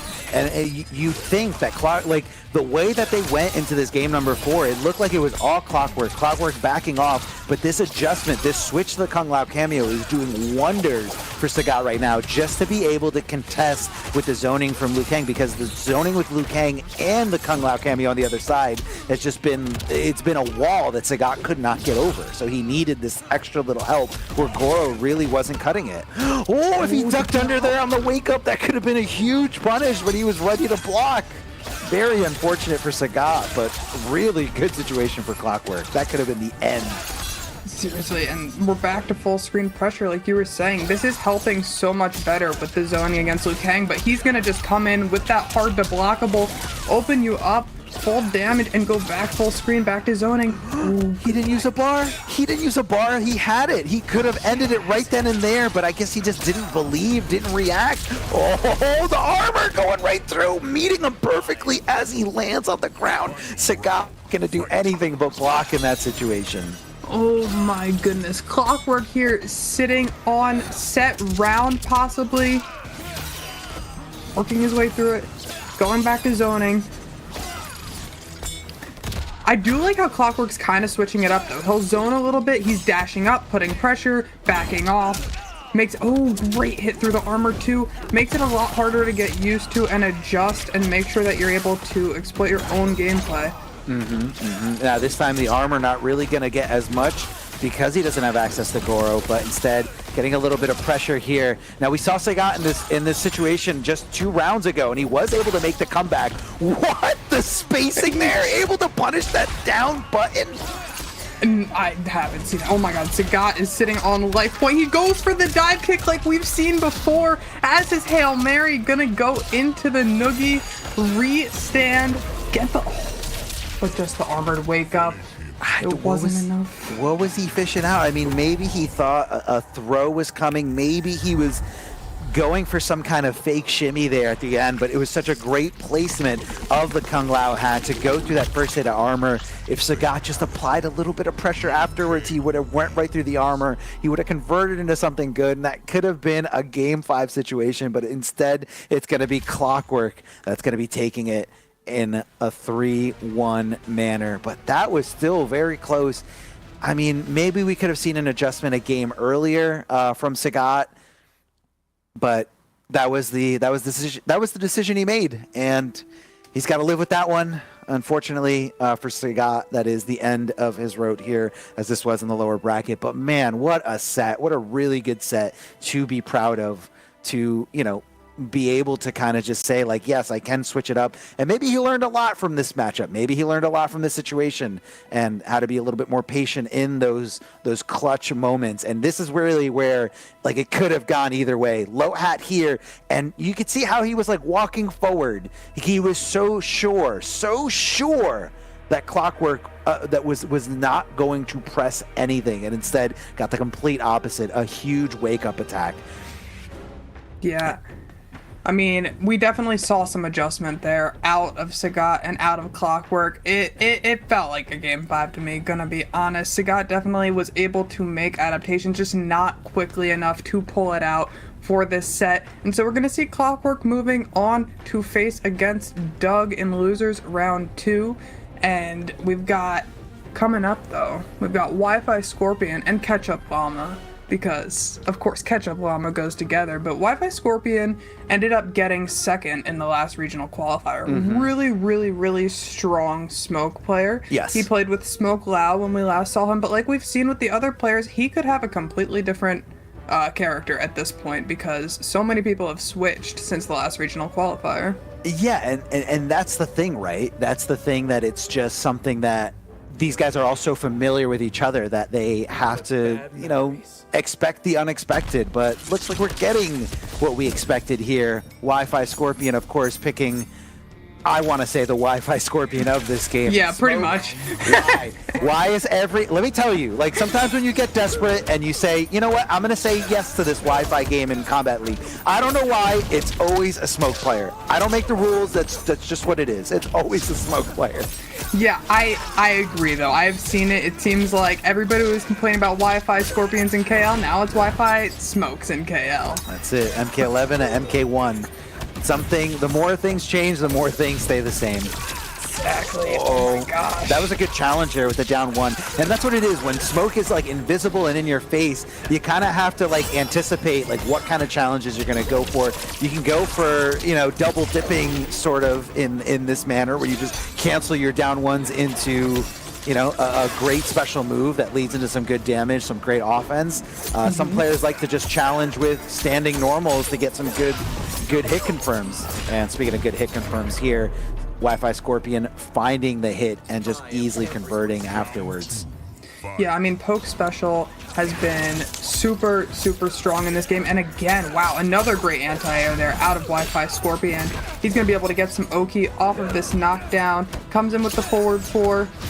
Just trying. The nice thing about forward 4 here with Smoke is that if he wakes up armored with Raiden, if Ketchup Llama does, that is, Raiden is going to be airborne, so that forward 4 is actually going to be able to break through if he times it correctly. Ooh, doesn't block the overhead coming in. Wi-Fi Scorpion running away with this round almost. Oh, gets stuff. Yeah, just dash up grab. Again, when you know that that defense is just so on point. Not only that, but also kind of judge the situation. Is my opponent willing to take this throw? Probably, so why not dip into it for some free damage? Yeah, fair enough. I mean, he really has not much to lose taking that throw there. Probably the best option to get hit by, but oh my gosh, Smoke disappears. Ketchup Llama not able to block the mix incoming, and Wi-Fi Scorpion pretty handedly is taking this first match. Yeah, it almost looks like Ketchup Llama's not really feeling comfortable when they have to be on the defensive side of Smoke's offense. I know that low into the overhead, there is a flawless blockable gap there to make it unsafe, and Wi-Fi Scorpion is, I feel like he's constantly testing his opponent to see, can you deal with this? Oh, you can't. Okay, I'm going to keep doing it. So it's one of those things that you can't really do on the fly. You gotta get used to it, but hopefully Ketchup Llama can just tap into some good defense, good enough defense to survive the onslaught of Smoke until that opportunity presents himself to get his own offense going. Yeah, that is definitely something that you do need to get used to, is the timing against Smoke's moves. Like you said, there is a gap in there, but for every single character, it's going to be different. For every single character, it's going to look different on the timing, and why not keep doing it if it's working for you? Mm-hmm. Yeah, that's what it is. Like when you play at such a high level, like sometimes you gotta, dial it back. And Wi-Fi Scorpion is a player in this bracket. I mean, you don't knock WoW into the lower bracket last month around without being a really, really good player. Like a solid player. Gets the conversion here. Ketchup Llama getting some more offense going here. This could be the round, and it is for him. Able to get it over Wi-Fi Scorpion. Wi-Fi Scorpion collects himself here in this corner, thinking about the next option, thinking about the next way to really approach this. Good block there, the Molina ball, but doesn't get the actual punish. Now that thing has so much pushback, let me tell you. It is so frustrating to try to punish it. Good challenge here with those standing buttons. Yeah, it looked like Ketchup Llama, once he got his game plan going, once he got his offense going, it was really hard to shut down, and Wi-Fi Scorpion wasn't able to find his turn there.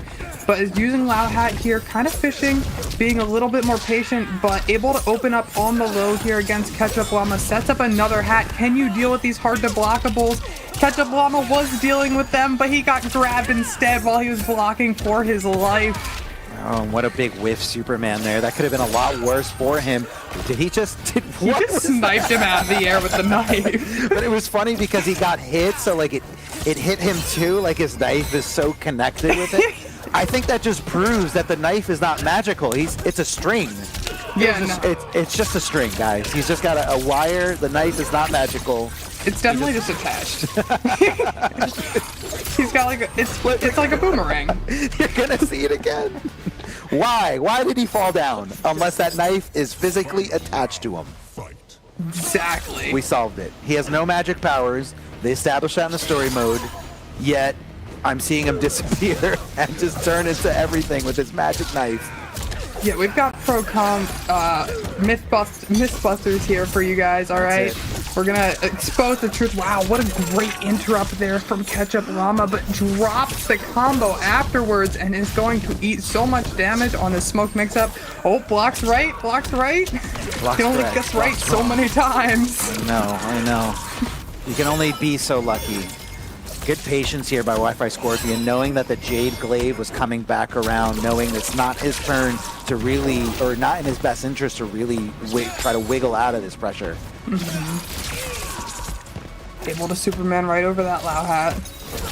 And now you've got pressure, the double overhead in the corner. It's going to be enough with the launcher, and Raiden is going to be able to get it out. Ketchup Llama fighting back, getting on the board 1-1.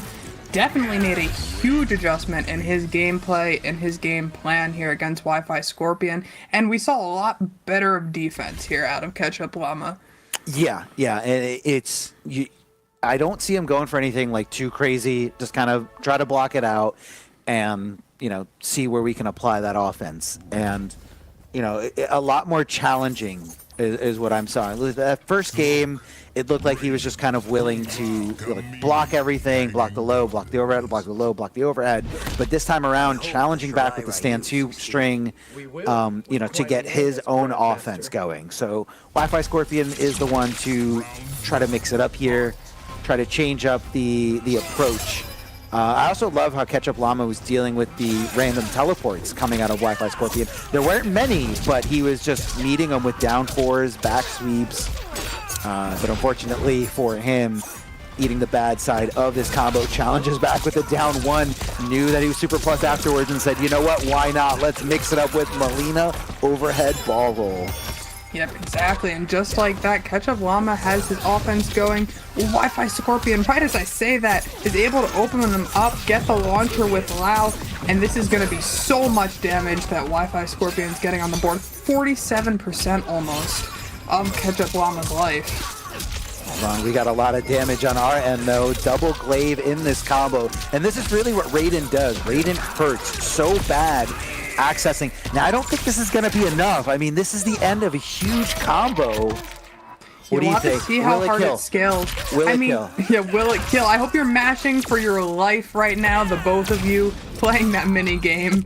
No, we're not even close to killing. Like, that scaled so much, but gets he was just swinging. He was just swinging. Woke up violence. Woke up violence. It worked. Oh my goodness, and here we go. Wi-Fi Scorpion starting to put on the pressure right away. Well, I'm very surprised that down 1 reached. Like, when he appeared again, I was like, really? You got hit by that? That's exactly how I felt. I was like, he looked a little far away for that. Yeah. Gets the back throw to kind of establish a better corner positioning. Oh, able to kind of get something going afterwards, but gets a whiff throw. I don't like it. I don't like it. You got to tighten it up here a little bit. Ketchup Llama, you're still in this, though. You can do it. Wi-Fi Scorpion getting the offense going, tries to go for some super plus frames afterwards. Ketchup Llama ready to swing with that down 1.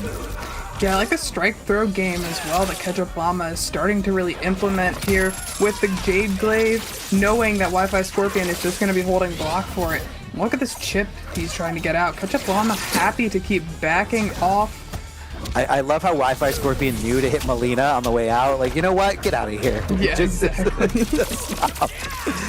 No brutality here. Huge respect coming out of Ketchup Llama. And again, remember, Wi-Fi Scorpion got second place last time and did send Waz to the lower bracket in the winners finals. So this is not a nobody here. This is Ketchup Llama making a name for themselves, trying to get as many pro comp points as possible.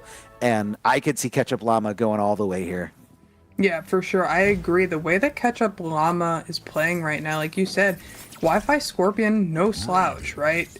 got second in the last regional qualifier here, and Ketchup Llama showing that they're right up there in that level of gameplay, that they're able to make those adjustments, because really that first game was Wi-Fi Scorpion's game, but Ketchup Llama has been on top since. Killing it here. All right. We mixing it up at all? No, we're going to stay with the Kung Lao hat. The Kung Lao hat really, I think, complements Wi-Fi Scorpion's ability to kind of just get some kind of invisibility smoke bomb going. But he's getting eaten up here by this cameo. Melina ball roll again, opening him up. And he's going for a big ride here. Doesn't get the overhead, just a little too early for that delayed wake up. Yeah, we're gonna get the launcher with the katana, and like you said, in the corner here, Raiden is gonna be able to dish out that damage. We've got the Melina flying in with the side, 39% plus hold all of this chip. Big punish coming out from Wi-Fi Scorpion. He's got to make a big move here. Hard to blockable. Oh, where is he? Where is he? Where'd he go? He's flipping me over. What? Oh no, so unfortunate for Wi-Fi Scorpion. Does the teleport, but nobody was home. He was still on the ground getting up, so that was just an easy punish for Ketchup Llama, waking up with some punishing buttons, and this is going to be match point here for Ketchup Llama. Ketchup Llama gets out of there with that katana fan lift. Oh, what a great flawless block here out of Ketchup Llama on the overhead, but gonna get just opened up by standing normals from Wi-Fi Scorpion, advancing in. So much damage about to be dished out. So good, and he's gonna keep that offense, keep the corner positioning here. Ketchup Llama in a world of hurt, in a very bad spot, and I don't know what that counter was. I don't know what he was trying there, but you gotta up-block that overhead, and you can really punish it every time he goes for it. But, you know, he can complement it with the Kung Lao low hat, so it's never that simple. Yeah, of course. Up-blocking always seems like the simple answer until the other person realizes that's what you're going for and fishes it. Oh, the down one duck somehow in that scenario, but it didn't duck up. It didn't miss in the other one. Glaive on the way back. Huge respect here coming out of Wi-Fi Scorpion. Nope, too far away to really do anything about it. Instead, goes in for some crazy mix. The overhead. Ooh, if he just committed to a jump back, it would have been his. It would have been his. Both of them access to Fatal. We've got a little bit of a scramble here. 10 seconds left on the clock, and Wi-Fi Scorpion is going to be able to go invisible and clutch it out. Let me tell you, I see Wi-Fi Scorpion already getting used to blocking that Melina. And that Melina overhead ball complements Raiden's offense so much, because Raiden's offense really comes from the low, you know? And, you're scared of both. Like, you don't know which one he's going to do. You don't know if he's going to do low and then the overhead, or if he's just going to do raw overhead by itself. Either way, it leads into a ton of damage from Raiden. Right, yeah, and it's consistent damage too. Doesn't rely on him having too many resources, etc. He's able to just kind of dish it out pretty easily. That could have been a big jump in kick, an easy conversion here, but does get the back throw. Going to be in his favor. Corner positioning here, not backing off. Instead, putting that glaive down and knowing that he can just kind of waltz in and apply the pressure. Oh, just down one out. Gets him out of the invisibility. We're going to get a launcher here. Not too much damage. Yeah, I think he's even have the meter to really make it hurt, and that is like the 5th or 6th time we saw that go unpunished. But however, that offense afterwards able to get something going here. Is this Fatal Blow gonna kill? Will it kill? Will it kill? I think so. I think so. I think it's gonna kill. Yeah, he's getting it's got him with this last in his eye. The very last hit. A stab to the eye will do it. Go ahead. Do you think he would have survived if he mashed a little harder? I think so. I think if he had believed in himself and mashed harder, that he probably could have lived. You know, because you gotta mash to win this game. We ran a whole Test Your Might Fatal Blow mashing bracket at MKNJ, and let me tell you, there's a mind game in there. There's a finesse to it. Okay. You'd be very surprised at the technique that these guys have at mashing, but it was a very, very fun side bracket. Was there like a peripheral that seemed to shine, like pad over hitbox over stick? Everyone thought that hitbox and stick was going to win, but it did not. Pad player won the whole thing. Shoutouts to Dark Green. All right, game 5 scenario here. Wi-Fi Scorpion making the comeback here.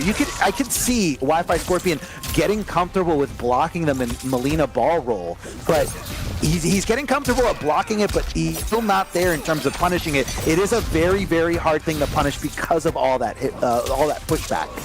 Oh my gosh. And after that offense, did you see that dash back by Ketchup Llama? He was able to block so much of that pressure coming in with punish, corner carry into, what is this going to end up, 50%? 47. Ton of damage, literally ton of damage here. Ketchup Llama setting a great precedent for himself here. Able to be 1 round away. Match point situation for him. Wi-Fi Scorpion's got to tap in. This is do or die for him. This is the lower bracket this time around. Nice quick punish there. Fished out those down buttons. Didn't get the Kung Lao hat. Not able to summon him in time. Yeah, Wi-Fi Scorpion having a lot harder of a time opening up Ketchup Llama this time. His defense has just really been on point. Oh, walks right out of range. Saw the whiff and able to punish perfectly here. Wi-Fi Scorpion chucking him out and just dragging him back in for some more pressure on that wake up. What's for breakfast? The low, but doesn't get the conversion. However, somehow afterwards forced the breaker. So either way, good situation for him.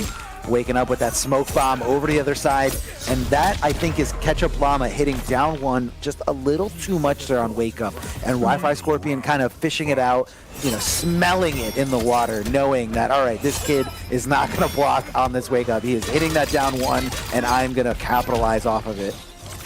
Yeah, and we definitely saw that Wi-Fi Scorpion. I mean, Ketchup Llama had been, as I said, waking up with violence. He had been waking up buttons, waking up armor. Wi-Fi Scorpion making that adjustment is a great testament to his level of play. But look at this damage coming out from Ketchup Llama. He's got corner pressure as well. Wi-Fi Scorpion gonna be able to teleport out. What's the move here?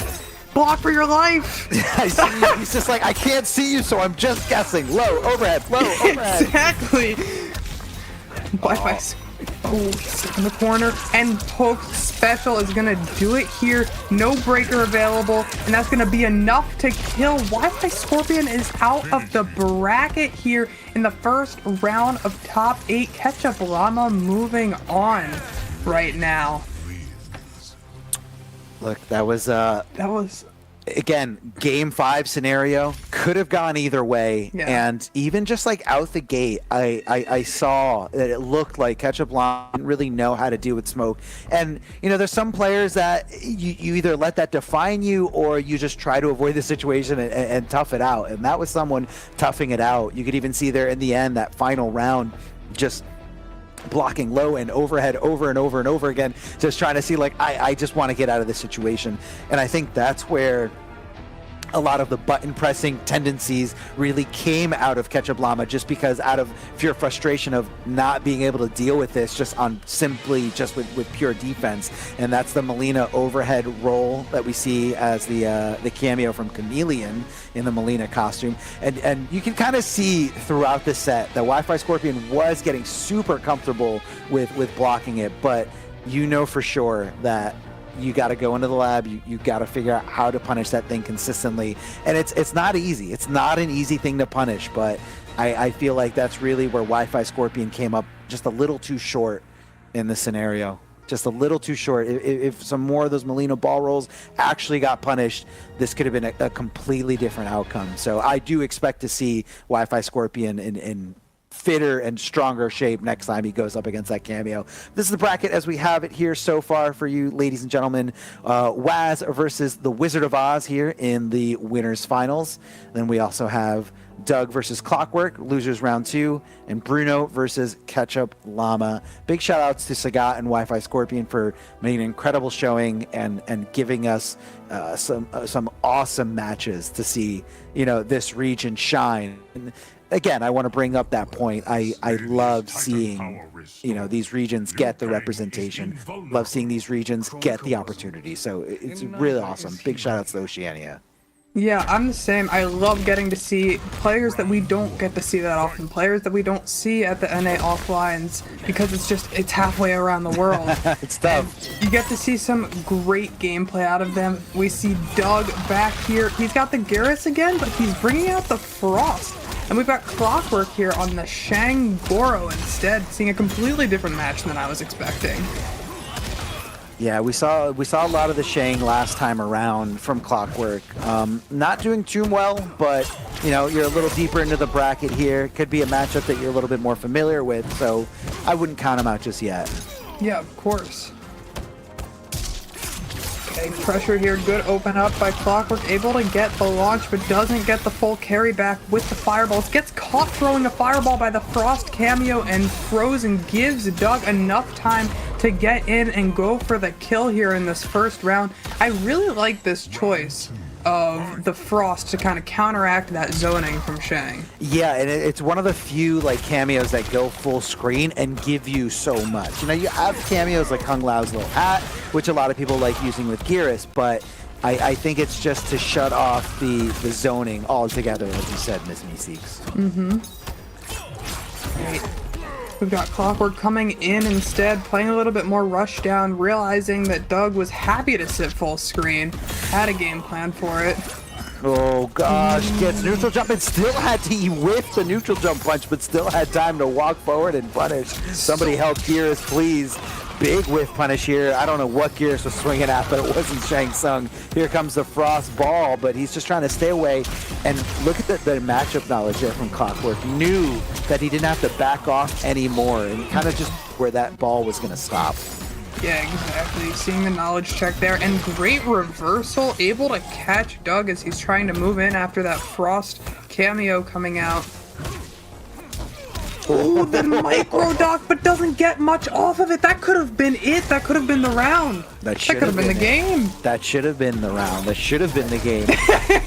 And does get does bait out the wake up attack there, and you can kind of see that Clockwork tried to call in Goro to keep him safe. Just in case that claw did get hit, but Geras was kind of standing in that very awkward range. I like to call it the forward four range from Geras, where the overhead comes out. So he wasn't really sure if he should have used the medium Goro or far away Goro, and it looked like that whiff, that block of the wake up attack, just was not in his favor, and that was Doug capitalizing off that resented opportunity. Yeah, I mean, that was definitely a little bit of a scramble there, and like you said, the Goro, it was just so hard to make the call of which one to go for the mid or for the far one. And that's kind of the hard part about running Goro, is making sure that you have your opponent in the right spacing and making sure that you call the right version of Goro for that. Otherwise, you're eating a lot of damage. And not only that, but even if it's just a Goro that doesn't do anything for you, it comes back so slow. Very true, very true. That's a huge thing, especially if you want to be able to use your cameo throughout your combinations and stuff, or to keep you safe. It takes away a lot of your options. I love how he chased down that rewind time. Like, he didn't panic. He was just like, okay, you're coming out of the combo, but I'm going to be there waiting for you when you go right back into it. Drops the last up skull there, and this time gets a punish. Doug capitalizing huge here, getting some big damage, ending it here with just adding to the hourglass tick. Speaking of... Oh my gosh, what a setup there. He was like, you're worried about the frostball? You're watching the frostball? Watch this. Command grab. Yeah, you just don't know. You want to sit still, you want to hold on to block, and you don't want to get opened up by that orb, because that is a full freeze and that's a full combo. Doesn't go in for anything else, but doesn't panic. He doesn't panic. Easy sweep, easy overhead. Doug doing it the old-fashioned way. I'm gonna be honest, I panicked there a little bit. That's what it is too. It's like, you know, you can expect to play perfect, but nobody is perfect. I love how Goro just took a shot to the face. It's like, I want to make sure you don't come back that fast. So just punched him on his way out. Yeah, exactly. He was like, you're already slow to come back, but we want to make sure it takes a little bit longer. You're a little too strong here. A little longer. Love the shimmy there. Kind of walked up. I think he faked the throw, and Clockwork let go, anticipating to duck under the high throw, and instead he got launched for some pretty good damage. Like that combo didn't even finish, and he got significant damage off of it. Yeah, we're gonna see off the conversion here. It's awkward. He was awkwardly hanging in the air there, didn't quite know what to do with that, and gonna be leaving a lot of damage on the table because of it. Yeah, hopefully it doesn't come back to bite him. We're gonna see what happens. Shin kick, right? Goro, low grab. Down damage coming out. Goes ahead and loads it up. Sits us back full screen. He's got to be careful throwing those fireballs out, though, with the Frost on lock.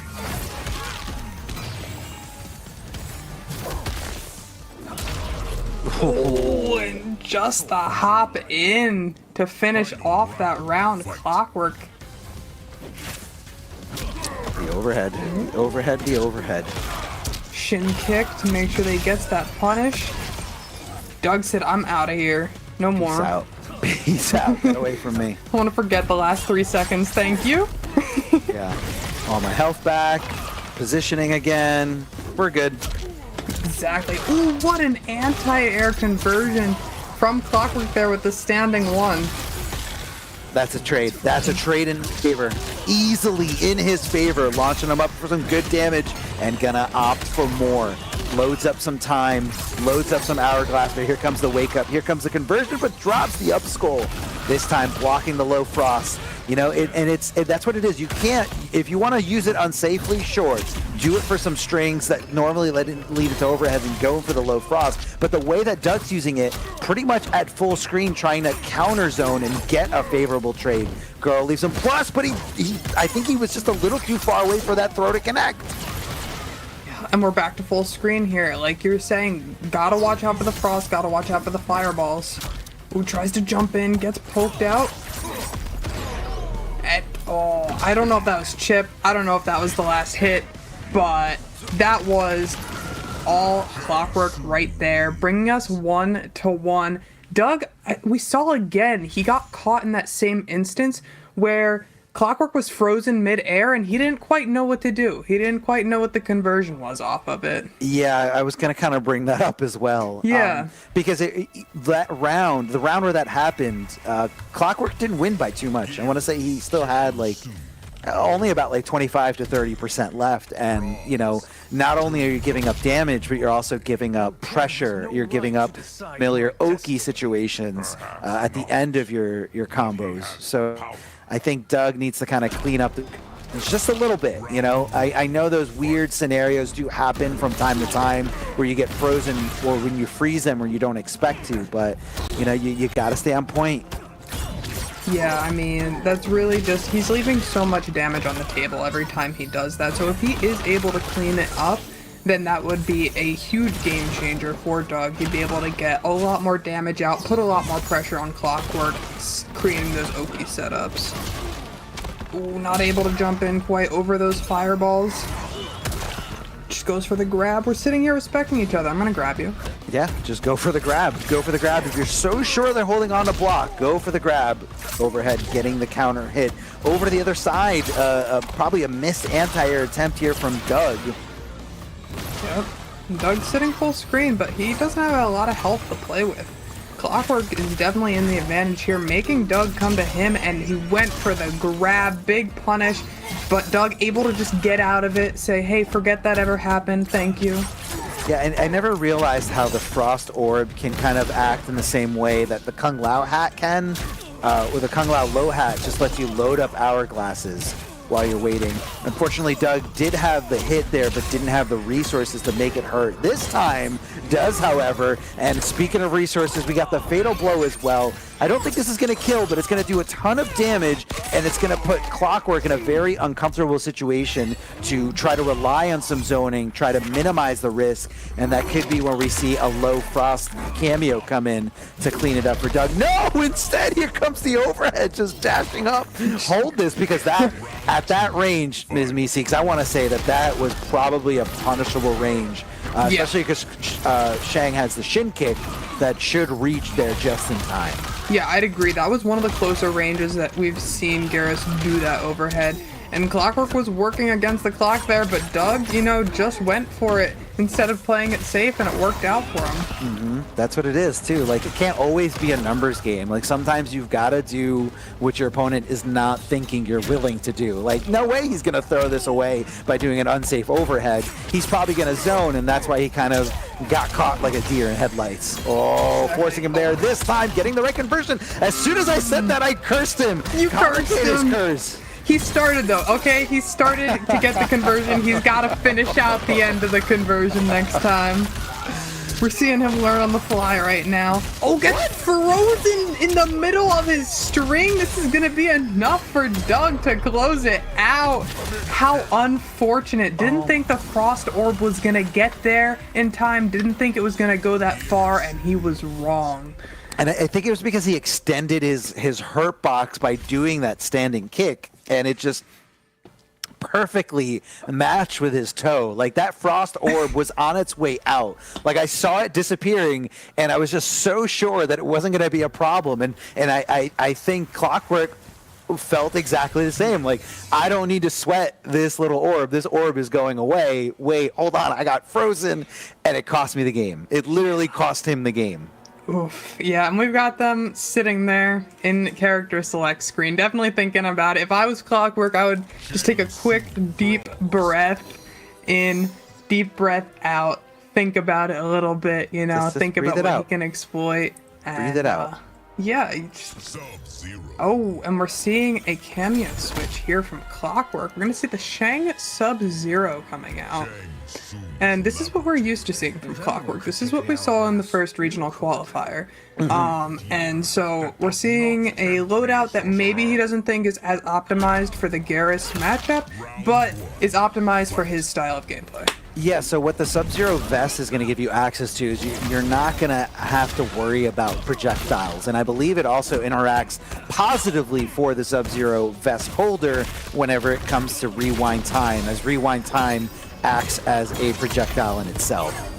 Yeah, do you happen to know, so obviously the Frost Orb is a projectile, but do you happen to know if the Frost Low is a projectile? I believe that is a projectile. I want to say that that vest should go right through it.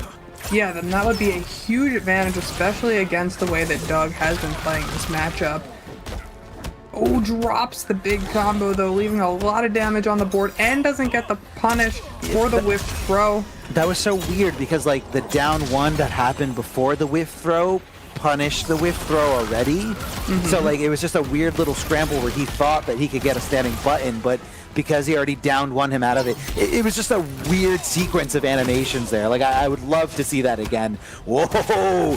This time, not pressing any buttons and pressing buttons of his own is Doug. Wait a minute, he rewound time. He rewound time. He's out of it. Oh, but still gets hit with the overhead.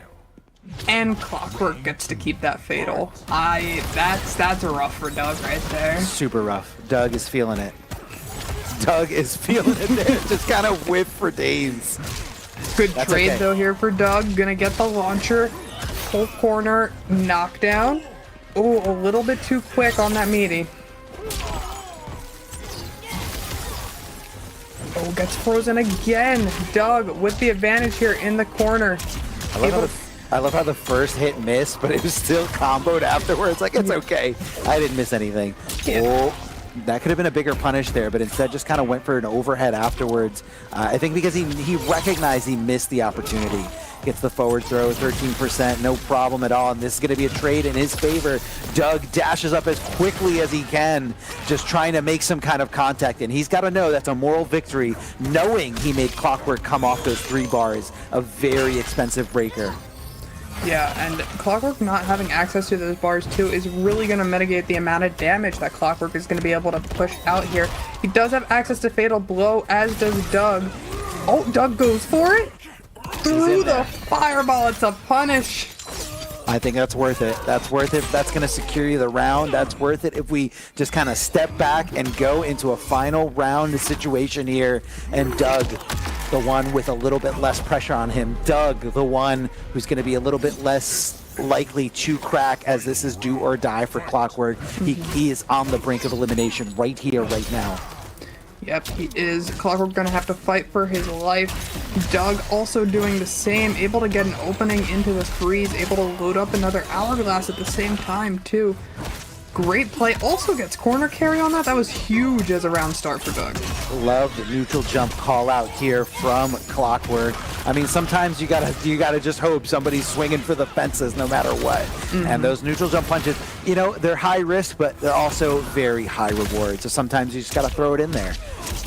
I love the conversion. I love the conversion, recognizing that he was still high enough from that stand one anti-air. What? What? The command grab into the orb? That was disgusting. He was saving that for the last round. That was disgusting. Doug taking us home here with a brutality as he sends Shang Tsung into the hourglass, where he just turns into simple grains of sand. I love when players save something like that for the last round, the last moment, able to be 100%. like, hey, you haven't seen this the entire time, deal with it. That was sick. That was sick. The orb right there, and just the contact with the command grab. Because normally, you don't get a lot from Gears' command grab. It's just to kind of, pose as a threat, condition somebody into being scared of it, and that's where you open up for some real damage. But right there, that was command grab into some great damage here. And that's really what Doug is what I love seeing here from this Gears, is the way he utilizes the command grab. And the way, oh man, that's the heartbreaker. That was the heartbreaker, and that was the determining set. He literally lost because of the failing to recognize that. And the nasty tech here from Doug. The command grab right into the orb, full combo punishable. He even had more that he could do, but of course he's a showman. Doug, you're a showman. I salute you. That was great. I mean, what even is the option there? Either you take the command grab or you take the orb. Either way, he was dead. It seemed like it was kind of a lose-lose situation there for Clockwork. But what a great run we saw by Clockwork, beating Sagat in that first losers round 1, and then making it to losers round 2. Sadly, not making it through Doug. Doug going to be moving on to losers semifinals. And on deck, we've got Bruno and Ketchup Llama waiting to play their match. We've got winners finals already set with Waz and the Wizard of Oz. I like that. The Wizard of Waz. Oz versus the Wizard of Waz. No. Yeah, exactly. Is it Waz or Waz? Waz not Waz? Or Waz not Waz? It's one of those. Literally switch back and forth. And Waz or Waz, if you are watching this, I apologize for the number of times I use the wrong ones. But I mean, I just don't know which one it is. Do we have to say it with an Australian accent? I think so. You got to throw oi oi ois in there after. So we got Wazzy wazzy oi oi ois. Oi oi oi. They love it. They hate me right now. That's okay. We got Bruno versus Ketchup Llama, and again, we saw Bruno going into this top 8 with a different character. A lot of us expecting to see the Tanya, but just kind of changing it up there with the Rain. And I know Waz is a really good player, and I just didn't see the Rain really getting going there. And I would love to see more Tanya, but if it's not a winning scenario for himself, and maybe he's thinking about the long-term game, like I need to get this Rain up to shape, or the characters that aren't Tanya up to shape to make it all the way, because pro comp points are on the line. Waz is in a really good position right here. Guaranteed third place for this one after getting first place from the first qualifier. And again, qualifying spot only goes to the player with the most points. So not a lot of room, not a lot of wiggle room. You know what I mean? Like, it's not a situation where like 3 or 4 or 5 players qualify. Like, if you literally have to dominate the region in order to qualify and get that invite out to the finale. So that's what's at stake here. That's what's on the line. And if Bruno wants to play the long game and just try to see if this is the only scenario where he can kind of surprise Waz as he gets up higher and higher and higher, that's what it's got to be. Yeah, I mean, it was a really strong Tanya Goro that we saw from Bruno in the first regional qualifier. Really strong gameplay. I'm trying to think, can you think of anything that maybe the bottle is disappearing. Magic bottle, guys. But can you think of anything that like Rain would bring that Tanya wouldn't? Because I feel like Tanya's great in that matchup. One of the hardest things against Ashra is the amount of like disjointed far normal she has. That forward 2, such a great tool. And Tanya has similar things. She's able to hit from so far away, hit confirm, get side switches. Really strong character. So what do you think that like Rain would bring that Tanya wouldn't? So I have like a little idea of that so the thing is that Tanya and Ashra love playing in similar in similar ranges. So it could just be that, you know, Bruno is just not comfortable with being in that range that Ashra wants to be in also. So instead, trying to go with someone who's either up a little bit more up close or a little bit farther away, and that could be in Rain. Rain has a lot of options for zoning, you know, especially if paired up with the correct cameo, can just really be a full screen menace. That's the other thing too about Ashra. Everyone loves to talk about how great her range is, but unless she's in the purple stance, she's not really going to be dictating anything from full screen. Yeah. Outside of that forward 2 range, there's really nothing that Ashra can do to really contest you and force you to make those bad decisions. And even when she does switch over to the purple stance, she is going to, where she lacks, or she's going to get a huge buff horizontally, but a huge nerf vertically. So then that leaves her open to, you know, a little bit more jump-ins, and it could be that Bruno's just looking for a character that makes Ashra a little uncomfortable, and Tanya just isn't that, because again, same range. They want to be in that same exact range, and you're not really fighting for, you know, that in neutral. So that's my guess. No, that's a great point. I actually hadn't really quite thought about that, but it is a great point because it's the reason that so many people hate playing the mirror, because you're literally trying to get in the same exact spacing. I mean, one of the most important things in a 2D fighter or in most fighting games is gonna be, can I make you stand in the space that I want you to? Can I condition you to be exactly where I want you to? Because I can whiff punish you from here. You can't really do much to me here. And yeah, it would be kind of uncomfortable fighting for that space, fighting in the middle ground for it.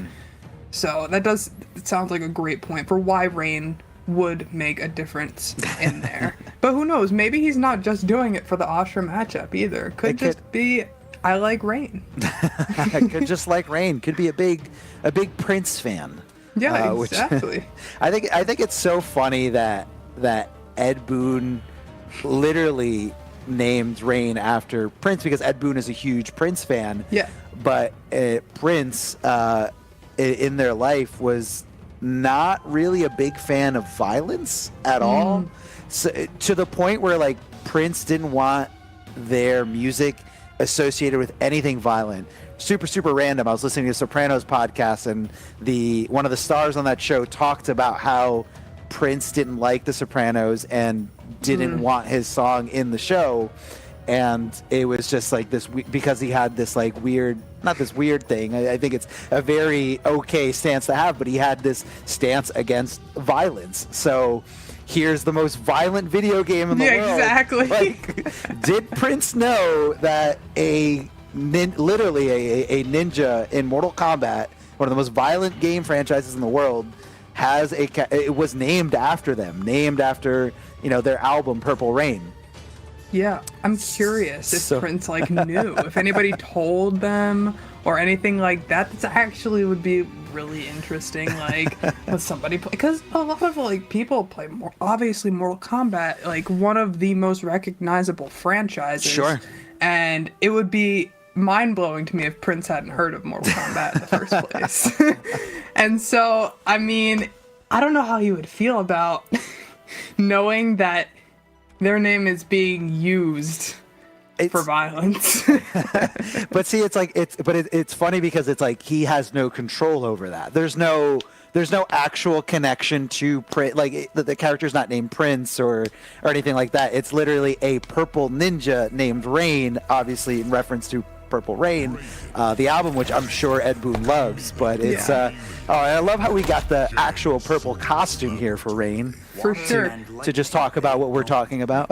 I mean, in MK11, wasn't there a variation called Purple Pain or something? There might have been a move called Purple Pain. There was something Purple Pain in there. There's so many references like in this, and that's what I really love about the team at NRS, and like how they just kind of reference so many things in the dialogues and the costumes, the names. They reference things like within the FGC. They reference things from movies, from any kind of media, really. So it's just awesome. Speaking of purple, we got the Melina costume coming in here with that quick throw. That grab catches me off guard sometimes. Yeah. Where like you think it's not going to be over, and then it's like, oh my god, I have to block for my life again. Yeah, and she's like plus, I mean, it's a restand. It only does about 9%, but it's a restand into like plus 31 or 32, I believe. So it's really hard to figure out what the read is going to be after that, what the other person is setting up for. And you do, like you said, have to recover a lot quicker than you think you do. Yeah. But we've got Ketchup Llama. I'm getting my names confused right now. Coming in and getting that damage that we saw in the first match from Ketchup Llama. Really, oh my god, the Katana fan lift to continue the damage. I love to see that.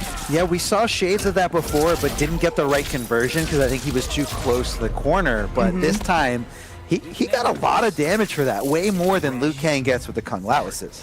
Yeah, the thing with that Katana fan lift too is like you have to input whether you want to do a close, medium, or far one, and so it's going to be up to the player to know, okay, which is the best way to do it, the same way that we were seeing with Goro. But we are also, I just noticed, seeing a chameleon off right now. Hey, that's what it is.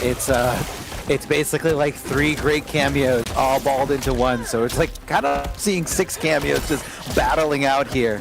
Does get the Katana on the way out, but not able to stop Rain's offense here. The down one gets the super plus frames, opening him up perfectly for a throw. Gets the glaive, but the glaive doesn't come back fast enough to keep him up in the combo. Does get the down one into special, and that's okay. We have the breaker to rely on, and Bruno trying to set up some kind of zoning here. Backing off, doesn't get there in time for the conversion, though. Huge dropped opportunity here. Oh my gosh, Wait, Ketchup what? Llama. He's just getting out of there as fast as possible. But like the glaive went through him and it's still all the way on the other side. I don't know. I'm not sure. Down one. Oh my gosh, what a scramble we have here. Does he get the conversion? He gets the conversion off of the Katana fan lift and is going to be able to close it out. Ketchup Llama so clutch with only 16 seconds left on the clock there. Is going to be going up 1-0 here against Bruno. I love seeing how well he was able to stay composed in that scramble. Okay, if I can get this back throw, then I can get the Katana fan lift from here, and I know that I can finish out the round. So good, so good. And that's really, I love seeing the chameleon being applied to, you know, Raiden's toolkit, and Raiden being someone who can just like open you up with lows. That Melina costume cameo just complementing that so well. But not only that, but also getting that throw conversion. If that katana is there, if that katana is ready, that back throw is going to be so much more deadly. But Bruno's really got to pay attention to it. But also, like, you got to pay attention to your cameos that's going around, and you got to pay attention to your own cameos that's rolling around. It's so hard to keep track of all that. Yeah, I mean, there is just so much, and props to these players being able to keep it all straight, because not only are you trying to figure out how to go up against your opponent, the best way to open them up, what they're doing, you also have to think about, okay, which am I cycling through right now? How many more seconds do I have with this cameo? So if I do this throw, will I still have the same cameo afterwards? It's just, there's just so many things to think about at the same time. Nutty, super nutty. And that second hit of the Melina ball roll does whiff, doesn't get a huge combo, instead does get lots and lots of offense here. The portal coming in clutch here as he kind of just jumps in and comes out with that overhead jump-in kick. I loved it. That was really cool looking, to be honest. At its base level, but also really technically well done by Bruno there, able to close it out. But here we go with Ketchup Llama starting off with the offense and said, I'm going to carry you corner to corner for 43% of your life. Huge damage here, and that's really what Raiden does and why he's so threatening. But now, you know, before where you don't have to worry about his overhead a lot, or a lot of people are like complacent with taking overheads or taking throws from Raiden because that's the lesser of, you know, those 3 evils. Well, now with that cameo, with the chameleon cameo, that gets turned on its head completely. Overhead access, back throw damage. It is so tough. And on top of that, you got to deal with down one special. Storm Cell coming out, doing massive amounts of chip damage. Ketchup Llama's looking so great. Smart of him to jump out of there before the glaive came back around to just kind of not let Rain get that free, you know, that free invitation in for some offense. Yeah, and also really good use of the armor as well throughout that sequence. Ketchup Llama being able to get in, but we're seeing Bruno here with the offensive pressure, able to have 2 portals set up in the corner, doesn't get anything off of that launcher, and great block on the Melina overhead. But in the corner, awkward spacing there with the Katana fan lift. Ketchup Llama forced to spend all of his bar on breakup. That Jade Throw gonna do an extra little bit of damage, quick 13 instead of 9 like the Melina. Oh yeah, that's a little different. Yeah. Ooh, nice wake up here from Bruno. Just kind of with again, if you're taking a big risk there. I mean, obviously it paid off, but had he, you know, completely known it was going to happen, he could have jumped over to the other side, made him waste the bar and not get that bar back for breaker. So you always gotta, at least in my opinion, second guess yourself when you're gonna wake up with that armor, because it could be, you know, the end of your life. Even if you got 40-50% to give, some of these characters can really hit you like a truck. Yep, that's very true, especially when you're seeing characters who have pretty good strengths for armor breakers. Like if you're playing against a Baraka, that 2 hitting like normal, and a lot of characters, it makes it a lot harder to wake up against them. But Bruno making the right call in that moment, big risk, big reward, able to get onto the board, and is in here starting off the round 2, able to get a portal set up and no punish on the Melina ball call. Oh my gosh, what's that with the portal? Tries to go for an overhead. Doesn't get the punish again though. Seems to be having trouble with the spacing of the Melina ball roll, the way it pushes away. And I know you brought this up earlier, how far it pushes back, and it definitely makes it a lot harder. It's tough. You really have to lab it, and like characters only have like a certain, like it has to be really far reaching. Like you don't really have time to dash in and do a fast button like you can when you punish Storm Cell. It's an entirely different kind of punish. Me as a Reiko player, all you get is back 3. You can't do anything else. You have to convert back 3, and you have to be on point. Speaking of on point, great wake up here from Bruno coming out his way. Ketchup Llama finds the worst end of that exchange. And I want to see Bruno adapt to that, because Ketchup, that's like the 3rd or 4th time Ketchup Llama has jumped out of that glaive pressure. So, you know, you can kind of counterplay to that, get a little bit more aggressive a little earlier on, and just kind of try to counter and expose your opponent for that. Yeah, and we did see Bruno, when the glaive was being neutral buffed, at first, Bruno was using a low to open up and then using that mid of the glaive coming back to be able to get a combo off of it. But Ketchup Llama is choosing other options after seeing that they got opened up by that same thing. Trying to stagger here in the corner, but gets opened up by the Melina again. Portal setup. What's the play here? How much damage can he get on the board? Ooh, gotta go for the breaker. You had no choice. Late breaker, yeah. It's a very late breaker, but you know what? If you don't have the choice, if you know, hey, this is final round situation, Bruno turning this up completely and making, I want to say, a statement with this, forcing his opponent to watch this fatal blow animation. Of course, this is a mental mind game right now. He was like, sorry, we're not done. I'm gonna make you watch this whole thing, and look, 50%. Just so you know what I can do. Just so you know, going into the next game, just so you know what I can pull off, alright? Just keep that in mind. Remember what I can do. Not fun. Not fun being on the on the other side of that unnecessary fatal blow after an unnecessarily long combo. Unnecessary roughness.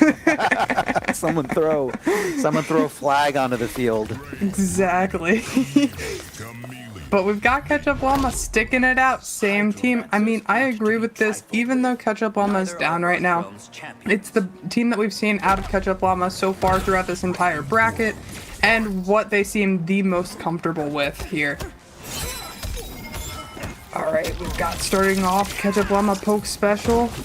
Yeah, Bruno just a little too far to be able to punish that, but armors through, gets the Katana fan lift. Could have gotten more damage off of that, but still gets on the board. Oh, just still, again, not in time to get there with, I want to say maybe forward reach in certain ranges, like if the Melina roll is like straight in front of you, but like you don't have much time to dash. I don't think dashing normal is the way to go for that punish. Yeah, just doesn't seem to be working out for him right now.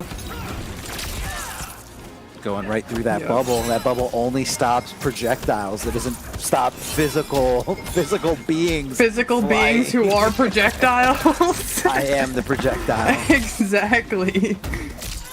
Ketchup Llama, great block and punish right there. Yeah, I believe that was an up block, and you know, not seeing it too much, as up blocks are always, you know, always going to be a risk no matter what. Like, someone can bait it out easily, especially command grab characters really do a ton of damage if you're relying on that up block mechanic too much. The thing about up blocks too is like, okay, so Ketchup Llama got that first up block now, but that unlocks the mind game for Bruno to think, okay, what if I empty jump grab? What if I empty jump cameo, empty jump normal, etc.? How can I change it up so that I bait out that up block and get a huge punish? Yeah, and I'm sure a lot of people have that on their radar. A lot of people have that in their back pocket. Launching up for that one bar. Not going to be spending any more. Instead, looking for the pressure, the low, perfectly complemented with the follow-up overhead launcher from the Melina cameo. Uh-oh. Oh, drowning. He's drowning. Ketchup Llama, so much pressure on him right now. Getting caught by that strike throw mix here by Bruno. Goes ahead and armors through. Ketchup Llama just needed one more hit, but not going to have access to Breaker. Bruno's going to confirm into Fatal Blow here and get the robbery. That was just a straight, he just jumped. He literally, like, I don't blame him for jumping there, because, like, what was he going to do? Sit back, block a projectile, or, like, be in a situation where he's got to, like, hold buttons into Storm Cell? Yeah, he would have got chipped out. So yeah, jumping was definitely on the menu there. I mean, what a heads up play there out of Bruno, completely changing the actual like momentum that Ketchup Llama had already built. But you know, Ketchup Llama said, it's fine, I'll just get back on the horse. 34%, great block again on the jump in. Ketchup Llama making all the right reads here, hopefully able to close it out this time. There we go, and Ketchup Llama is bringing us to a game 5 here against Bruno. What an adjustment. Yeah, really nice adjustment there, and didn't let the damage of the previous round really affect him. You know, and it's really easy to fall into that hole. It's really easy to fall into that mindset of like, man, I really, really messed up here. Like, that should have been mine. But Ketchup Llama just staying composed, blinders on, focusing on the task ahead, focusing on the current round that we're in instead of dwelling on the past. I feel like that's what really makes a good competitor, is being able to do that, being able to shake it off, being able to say, yeah, I dropped that combo and I dropped the game, but I'm still in this. Because you see a lot of people, like you said, get down on themselves or start throwing out really unsafe things, start going away and deviating from the game plan, and Ketchup Llama did not do that in that situation. No, definitely did not. These portals are out, Glaive, and like, again, there's no reason not to do it. I mean, Ketchup Llama has proven I can get out of this Glaive pressure, and you're not doing anything to stop me here. So jumping back every time that Jade Glaive does come into play. Good blocks of the low, good blocks of follow-up here, not really leading into too much, and kind of getting that getting Bruno's mentality a little frustrated there to just go for any kind of damage. Does get opened up by the overhead though. Big katana lift and the down one into special. Such a great technique here coming out of Ray. What?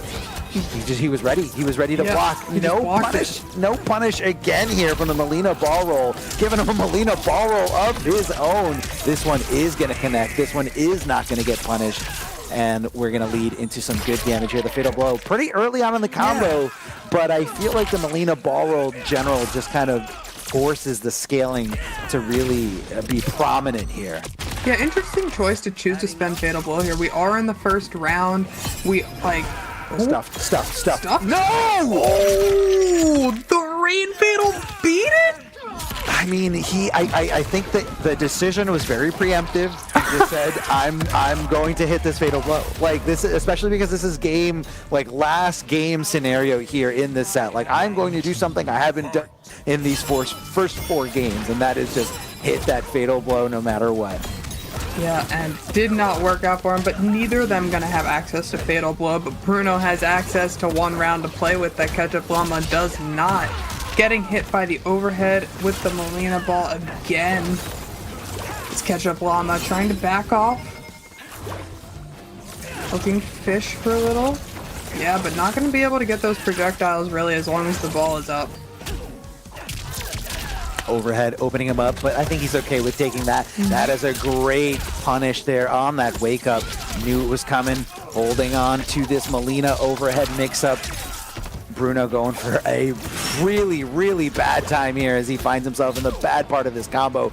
The trades, but decides to back off. Never realized how good Rain's walkback speed is. But that could have been, yeah, it could have been devastating there for Ketchup Llama. However, Bruno does find the hit, sets up the portal, cuts the combo short. The glaive, and look, this time he knew he was going to try to jump out. He knew he was going to squirm out of there. Great counterplay here from Bruno, but is it going to be enough to seal the deal? I didn't see him moving there at all, trying to set up the bubble, trying to minimize this chip. Oh my gosh, and the Katana fan lift with the air-to-air from Ketchup Llama. What a play there. Trying to make sure that he enforced, hold these projectiles. Oh, you jumped over the projectile? I am right here to meet you right in the air. Oh, just a raw Superman like that. Doesn't get blocked, instead just gets hits. I mean, that could have been really bad. That is a super punishable move. Sets up the bubble to set up his own projectile war. Trying to flush him away here with that low, that low water. And just striking to grab. Bruno's getting some advantage on the board. Hopping around. Yeah, double neutral jump. But see, look, this time now he's like, okay, I'm going to respect it. This is the final round. I'm not going to jump out. Jumping out is a huge, huge risk. Armor Superman to get right in there. The glaive coming out, probably trying to anticipate a jumping Bruno, but instead just going right over his head. Bruno fighting his way out of this corner. Is this going to be the conversion? Is this all she wrote, or is he going to drop it? He drops it! Oh my god, what is the play now? Ketchup Llama soaring in, but not able to catch Bruno. Either way, it's going to go either way, and it goes in favor of Bruno, canceling into the Molina ball roll and giving him a little show there at the end. Bruno barely taking this over Ketchup Llama, and Ketchup Llama unfortunately is eliminated from this top 8 bracket. What a scramble there at the end. Yeah, what a set. I was on the edge of my seat. I know you guys were on the edge of your seat. All right, that was down to the wire. Oh, yeah. Props to both of those players. The number of adjustments we saw in just 5 matches is absolutely insane. The amount of layers, etc. And I mean, Ketchup Llama here wasn't doing too well in the beginning. Got the first game, but then kind of had trouble adjusting to Bruno's gameplay. But we see Ketchup Llama here, got caught by that armor on wake up, doesn't close it out. Bruno able to jump in with the Katana fan and close out that game. I mean, it was just back and forth. And I mean, oh, that could... I feel like if also Ketchup Llama was able to punish those Molina ball rolls, it would have been an absolutely different match right there. There was definitely a lot left on the table on both ends. You know, I don't want to blame it all on Ketchup Llama, but it's definitely a tough thing to punish. But we have our top 4 set up for you guys right here. Winners finals is Waz versus the Wizard of Oz. And then on the loser semis final side, we have Doug going up against Bruno. Bruno, who we just saw clutching it out in a Game 5 scenario over Ketchup Llama. Huge shout outs to everyone who's competed so far. And this is just the second round of qualifiers. And it's been a crazy top 8 so far, but we got a lot more. We're getting to the cream of the crop here, the top 4. After this break, don't go anywhere, because we're going to be having winners finals, Waz versus the Wizard of Oz, and I feel like it's going to be a really close one. So stay right there. We'll be right back. We're going to have some fantastic players ready for you up here who have made the top 8. As you would expect, we have some of the very best players in the world. Over the chip and he missed it down 3. Superman it! The regular throw! Breaker's not going to matter. Put him on the ground. Oh my God. Welcome to Pro Competition, the pinnacle of Mortal Kombat 1 gameplay. A role paved with challengers and conquerors. A test of might as players fight towards a spot at Final Combat. Players from around the globe are looking to show off their skills to those watching. However, if you talk to competitors at events, there's something more to Pro Competition beyond the search for a champion. It's my first time seeing a lot of people, because I used to play them online, used to talk to them all the time in the chat, Twitch chat, So really with the Pro Comp Tour, it's the community aspect of bringing everyone that we never got a chance to really see in person and really build that relationship from that point on. It feels good, man. After COVID, you know, everything shut down and everything pretty much stopped. So, you know, it feels good to be back out here in this environment and everybody getting back together and, you know, and enjoying the new era that is Mortal Kombat 1. Pro Competition is more than just the gameplay. It's the sense of community. And for players who've been waiting for its return, it's equally about sharing a passion for Mortal Kombat through competition. A lot of guys live for this, you know, including myself. You know, I competed for over 10 years, did it for the love of it, and a lot of people love this. You get to like build that relationship, talk about tech, exchange ideas, and really you just get that vibe of like being with somebody who actually likes the game as much as you do. For players who've only experienced competition through the online battles in Kombat League, the one thing players want you to know is that they're always welcoming new combatants. You know, I can't find him nowhere, but you might know number one. It's Ninja Killer. I want to fight him. I got to. Get to see Rewind. I have him in my pool, so I get to go up to him and be like, hey, please let me hit you. Please let me hit you.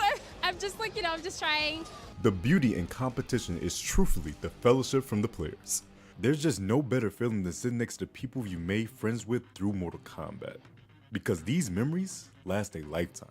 What people are missing whenever they're sitting at home playing online is they're missing the energy levels whenever they come to an offline event, such as ECT right now. The energy levels, the intensity, it's definitely a once-in-a-lifetime type of feeling. This is my first time being here. I was supposed to go to the last one, but I wasn't able to make it to that one. So being here, this is another experience right here. I love all of this. I'm not gonna lie. I came in like towards the tail end of the last Pro Tour, so being at the actual Pro Tour is really exciting because I don't know, I love the offline feel. It's an amazing feeling. Definitely come to the events. Live events, I mean, online is great, but offline is where it's really at. So you get to see the people playing next to somebody. You can't recreate that online. Always come to the events. With these memories, the tales can be told. From the dominance that Sonic Fox and their skills have shown, to Ninja Killer taking his talents as an online warrior to being the biggest threat sitting beside you. The new era will be promising. Needs to win his block and lightning cage. Cyrax spin to win. Flawless block forward dash. And Sonic with rain is your first Pro Competition champion. This is Pro Competition.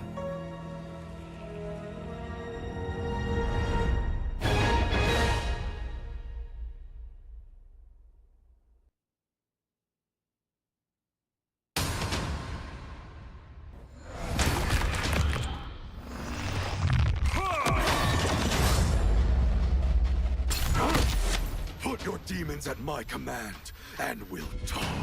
Do you think my hand that weak, Bihar?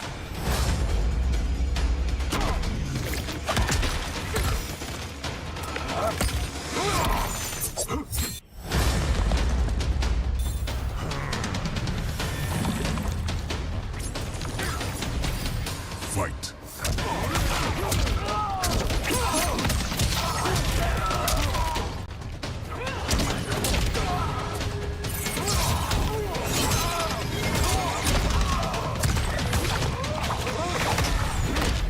Anyone who draws power from the Netherrealm Is destined to be a god among men.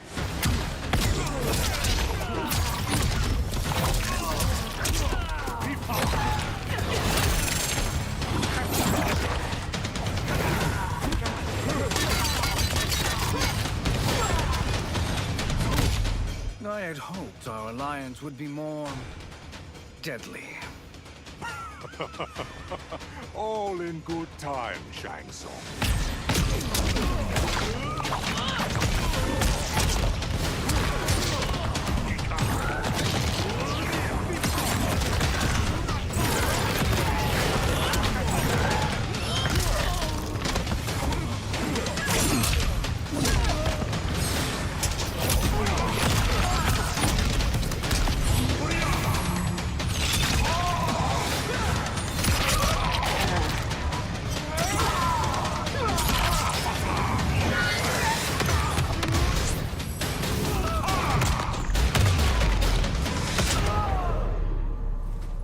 Finish him. Kusimanata!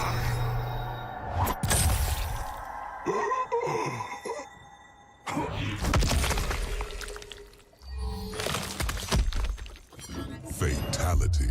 Quan Chu wins. Flawless victory. You wish to fight me? Not fight. Beat senseless.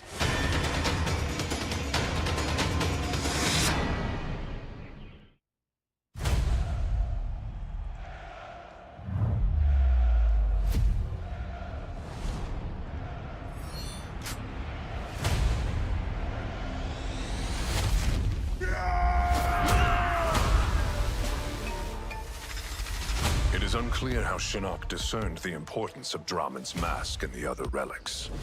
Several of the relics are in Shao Kahn's possession. We must divide our forces, recover the relics as quickly as possible. How does it know me? Because part of you is trapped within, Scorpion. Fight! Get over here!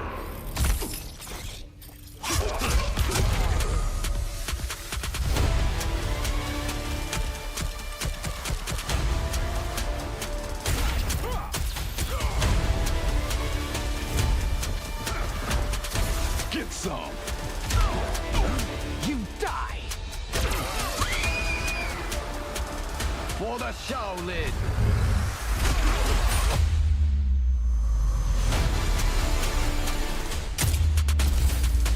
Die like a warrior! Finish him! Fatality! For the Lin Kuei!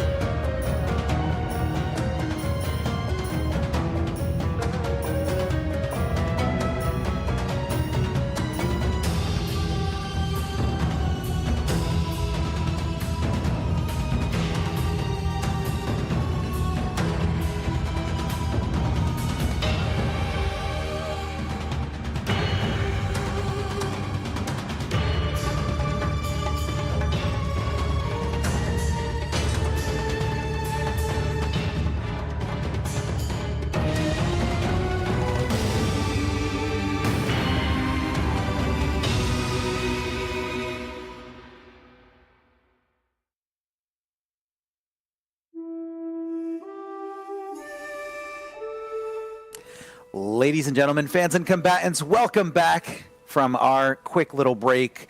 This is the Oceanic Regional Qualifier number 2. We're down to the top 4, the cream of the crop, if you will. And the matches are just going to get more and more insane from here on out. I'm Darth Arma, joined by Miss Meeseeks. Miss Meeseeks, how are you enjoying this top 8 so far? I am loving this top 8 so far. As the same amount that this top 8 is stressing me out. These matches have been so close. These matches have been down to the wire. I just can't even imagine what's coming with these final matches. I'm looking at this top 4 right now, and I can see any single one of these players coming out on top. I mean, it's going to come down match to match, and I just can't wait to watch it and experience it and see what these players can do. It's going to be super good. And speaking of super good, check out this merch that you guys can purchase for yourselves. Represent your favorite fighting game out here. Mortal Kombat at the WB Shop. Just go to WBshop.com. And this is just the tip of the iceberg. There's a lot more different variety of shirts, all kinds of apparel, anything you rock, whether it's short sleeves if you're out in the sun, out in the hot weather, or if you're from somewhere a little bit colder, grab that hoodie or long sleeve. Tons of stuff. Again, you guys got to check it all out. MK1 merch at WBshop.com. Let's take a look at this bracket. Let's see what has happened so far, what has unfolded before our eyes. So right now, Waz has not lost a single game, taking it 3-0 over Bruno, but Bruno making that Cinderella story coming through on the loser side here, barely getting through Ketchup Llama and making it into this top 4.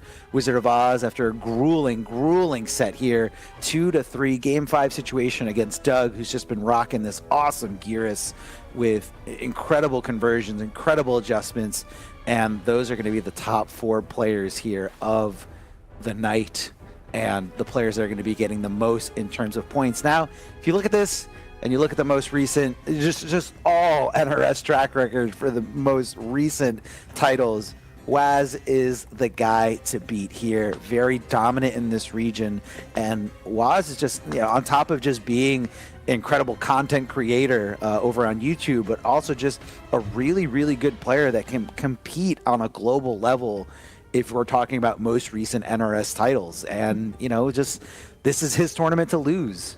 And that's going to be, I feel like, the setting here for this top 8. You know what's interesting that I just noticed is pretty much going from winners semifinal, or winners semis, right? All the people on the winner's side here to our top 4, we pretty much just flip-flopped, right? Instead of Bruno playing Waz and Doug playing Wizard of Oz is going to play Waz, Doug's gonna play Bruno. We're gonna play it out with these same 4 people dominating right now.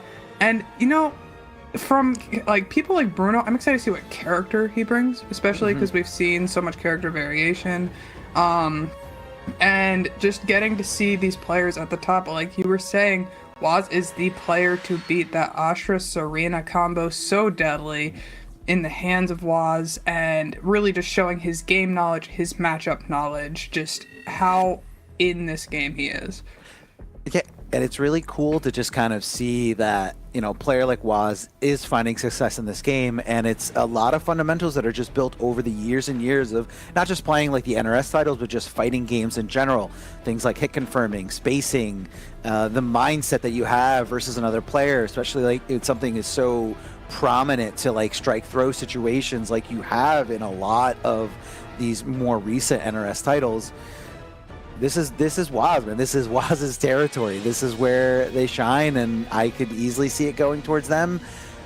But it could happen. It could happen. It could change up. Somebody else can really just have a breakthrough, and this is only one of multiple qualifiers. So just because he won that first one doesn't mean that it's really his just quite yet. And a lot of guys are in this region fighting it out, trying to get this opportunity, because it is a huge opportunity, man, to be on the other side of the world from where most events, most things happen, and getting that ticket, that gateway all the way to the finale. That's a huge honor, and everybody in this top 8 really wants it.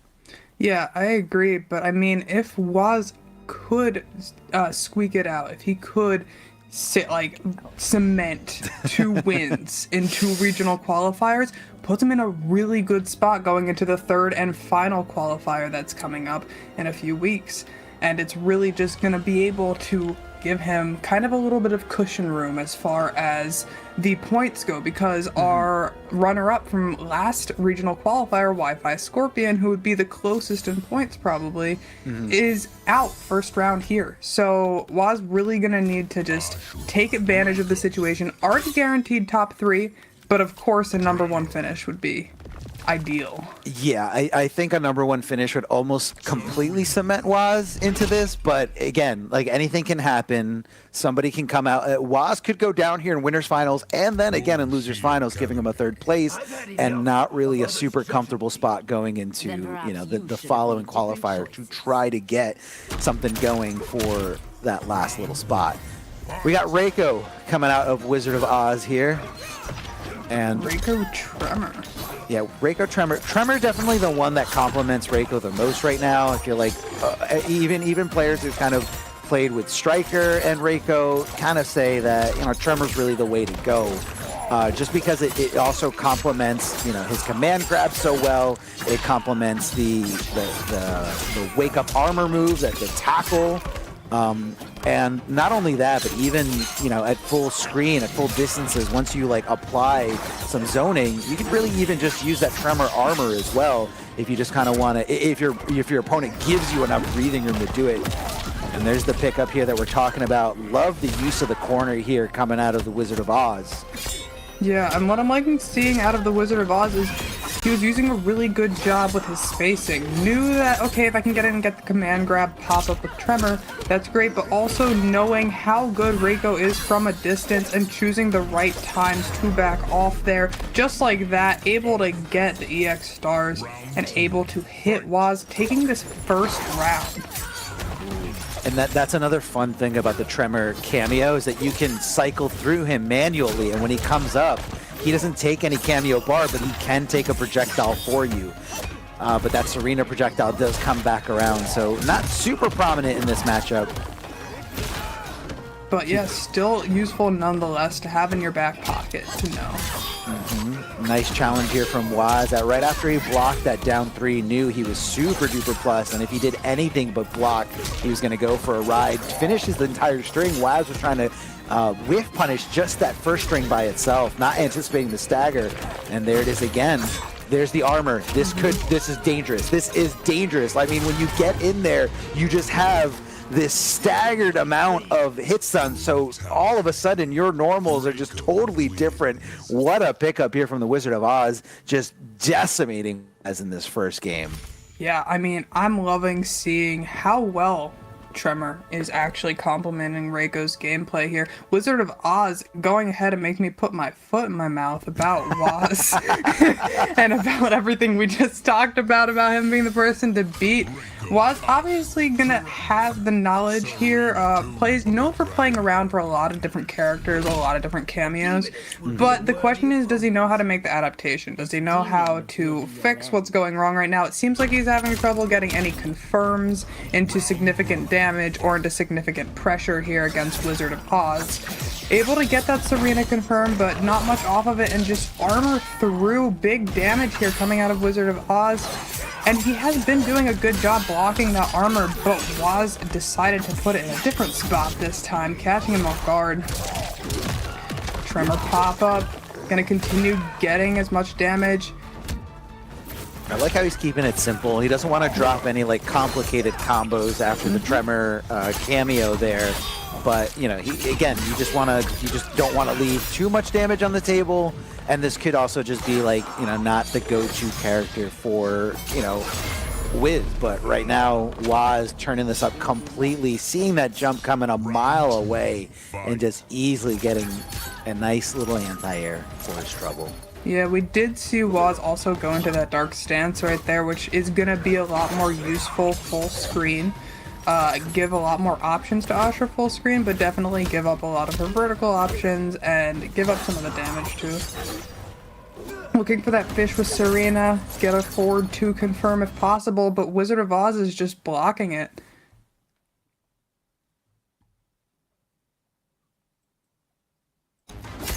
So it looks like we had a little bit of a disconnection here as we are trying to figure this out. Looks like we're going right back in. So apologies from the production side of things, but we are back in there. Round still in favor of Waz. The armor is on, the Tremor armor, if you will, from previous games. Not so significant, but still a great way to kind of just get in. And you can see Waz afraid of it, really, and doesn't really want to commit to any, big pokes, knowing that, Serena does have a lot of recovery on those pokes because that's kind of how, you balance out the long range of them. So Wizard just trying to get in there. Waz looking for that the entire time, just trying to hold up maybe in that scenario, and that's why all those random hits just hit him. There's only 9 seconds left on the clock here, trying to run in and cancel. He can get something going. If he goes into Fatal Blow, that is going to be enough. No, not chasing him down. Just backing off, did not want to deal with any of that. And Waz was in a really good position, did a really good job making sure that he didn't just keep backing off, and then run out of room. Made sure he spread it out, like, hey, I'm going to back off a little, have a poke, stop. Okay, I'm going to back off a little bit more, understanding how much of the screen Waz still had to play with. Just really heads up play from there. Yeah, like, even though, like, the goal is to evade, like, you don't to just like full-blown like evade completely, like you said before, just the kind of like you want to keep your opponent guessing, so a projectile in there, a poke here and there, and just keep them on their toes. Yeah, it's definitely like good to switch it up. There is such thing as playing too defensive and just letting the other person get away with whatever they want because you're just trying to run the clock out, and we've seen people make mistakes in those exact situations because their main focus is just, okay, there's 1 second left. Yeah, exactly. I love how he ducked under there, but it didn't look like he was committed to really poke back with some offense. Another thing to consider here is that Wizard is also an Ostras Arena player as well, so could know the gaps, could know, you know, the holes, and maybe just really understands this matchup. Maybe it's something that he really doesn't like dealing with and just wants to see, hey, can Waz figure this out? Yeah, exactly. Or it could be something like we were talking about earlier where you don't want to play in the mirror. Playing in the mirror can be so annoying, it's so hard because you're trying to do the same exact thing pretty much. I mean, game plans might be a little different, but your spacing's the same, your buttons are literally the same, so it makes it a lot harder to win. And wow, what a great block on that slide through from Wizard of Oz by Waz. Sending Wizard of Oz by Waz. Love it. Bars. We got tongue twisters today, but yeah, Waz up 1 round right here. Playing a lot more patient. Slowly working his way in. Yeah, he's kind of ducking under those ninja stars. That's the one you got to watch out for. When he amplifies it, suddenly those are mids, and they're going to stretch you. They do a ton of damage. That could have been a big whiff punish, but instead opted to go for a down 4, not really getting much out of it. Instead, I kind of see the Wizard of Oz just like switching back to like a zoning mentality. And, you know, even when that down 4 did hit. Now, this is where it all could change around. This is when he's got the armor, he's got the confidence, if you will. Neutral jump from Waz, probably anticipating a command grab in that situation. Does get the super plus frames on the down 4. Let me tell you, Reiko has one of the best down 4s in this game. Just overall, so good. So fast, great range, and super, super plus on hits. Yeah, that is... Definitely, I agree. One of the best down 4s in the game, getting up there with Raiden's, to be honest. And oh, we've got the. He's just taking it. Just taking he just tanked it. He's just holding it, and what a whiff! Huge punish here from Waz, able to finish it out and go up 2-1 in this set. Suddenly turning it around against the Wizard of Oz. What an adaptation we have seen here.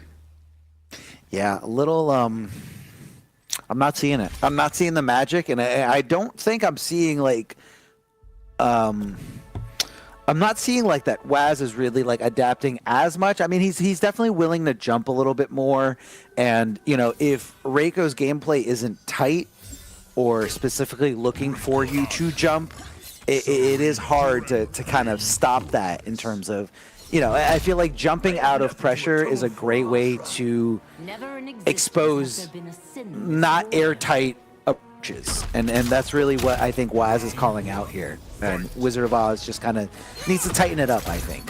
Yeah, 100% see that. It definitely shows like a little lack of confidence in exactly what you're doing.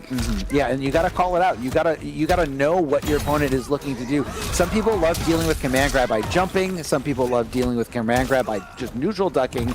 And those both have like similar approaches in some scenarios, but in specific scenarios, you got to come out completely different. Love the whiff punish there, just opting for, you know, simple damage, finishing the entire string just in case it doesn't connect. Yeah, that disjointed normal from Reiko, one of his best tools for sure, able to keep people off him, good pokes. But here we go, Reiko again can change it up in a second, go from zoning and get right in your face. What an anti-air, but misses the conversion and tries to anti-air again, but gets punished, gets caught for it. And Waz is going to go straight into Fatal Blow here. I don't think it's enough to kill, but it's going to be really close. We're going to have to see what the play out of Wizard of Oz is on Wake Up here. Yeah, what's going to be the play? Are you going to go EX slide? Are you going to go, no, ducking under Serena Rangs? That's pretty smart. Yeah. Good recognition there from Waz to kind of block that EX Ninja Star.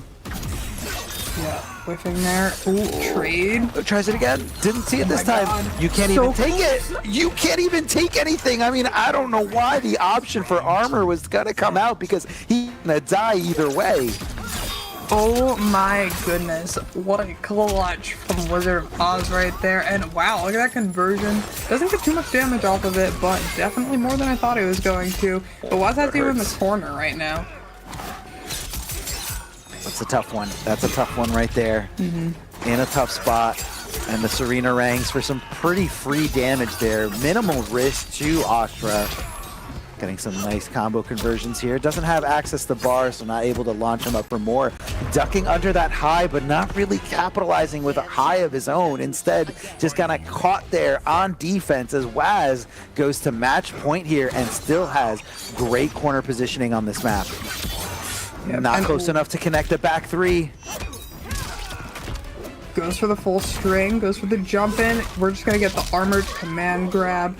Side switch here, get some pressure on. Great block on the dash through by Waz. Able to get a huge punish here with Tremor in the mix. Drops the little end of it.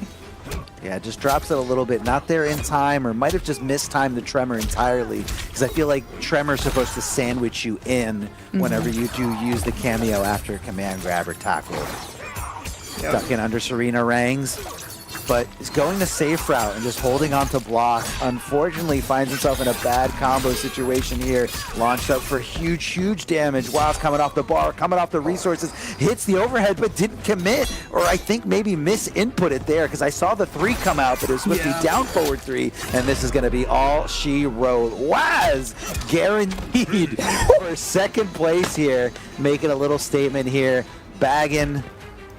Maybe he feels a certain way about this. Yeah, I think he felt a certain type of way about that. I mean, mid-combo bags is something, but I mean, I'd be celebrating too, cementing that grand final spot again, except this time he is on the winner's side. He has that advantage of having 2 sets to play with if it needs to come to that, and sending Wizard of Oz down to our losers bracket.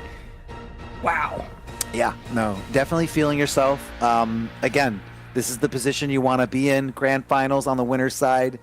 Double elimination, so it's a tall order for whoever does come back into the grand finals, but we saw it happen last time. But, you know, I like the pick of Reiko. You know, you're trying to get something going. You're trying to mix it up a little bit. And I think Waz was really caught off guard that first game.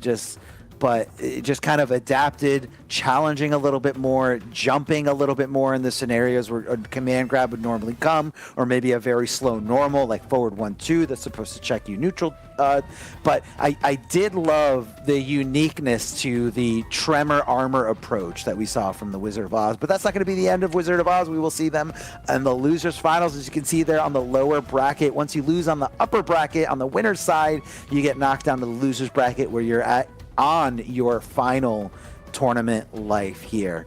So lose twice, you're out of the tournament. That's what double elimination is. Doug versus Bruno is coming up next. Both these players on the loser's side. Both these players lost in the winner semis, and they have to duke it out here to see who gets the opportunity to possibly make it all the way. But it's tough, man, because both these players have both lost to the remaining players. And you know, I'm seeing Bruno's reign really tighten it up as this top 8 has progressed, so I could see it going all the way here. Yeah, I was going to say, do you think we're going to see Bruno's reign? We've seen so many characters out of Bruno. At this point, we saw the Natara, we saw the Rain, and Bruno used the Tanya Goro in the last RQ, but I don't necessarily seeing him bringing out the Tanya Goro. We haven't seen it yet. I don't expect to see it at this point, because Bruno has had 2 matches, hasn't felt the need to bring it out, even though one of them went down to the very last match against Ketchup Llama to send him into losers semifinals. So I don't know. I feel like we probably will see the Rain, at least to start out from Bruno, but keep your eyes peeled. He may be switching if it comes to that. Doug, I fully expect to see the Garrus. It's just a matter of what cameo we see. We saw Frost that was working really well for Doug in that specific matchup. We see the Lao Hat. There's a couple different options here. Yeah, I would really love to see the Frost come more into play, especially with fun command grab, not command grab scenario. I could see that setup being really, really dirty for, you know, ending a combo a little earlier when you're like close to the corner. They don't have as many places to run away from the Frost Orb, and they either have to guess you're going to command grab, maybe go for like a risky jump, Either way, very fun scenario if you're Geras in that. So I love seeing the unique approaches to these cameos. I really like the more unorthodox things. It can take you a long way if you're bringing something to the table that somebody has never seen before. You're just like, what the hell was that?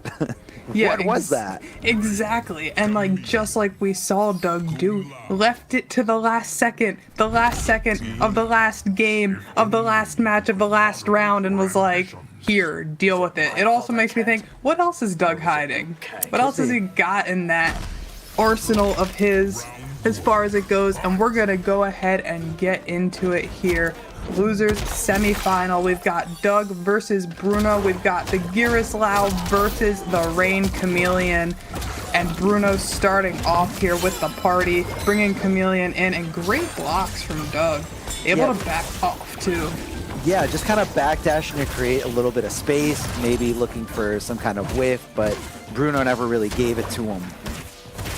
Oh, yeah, faking the throw there, ducking right under afterwards. Slightly negative, but that doesn't mean I can't apply my own risky offense.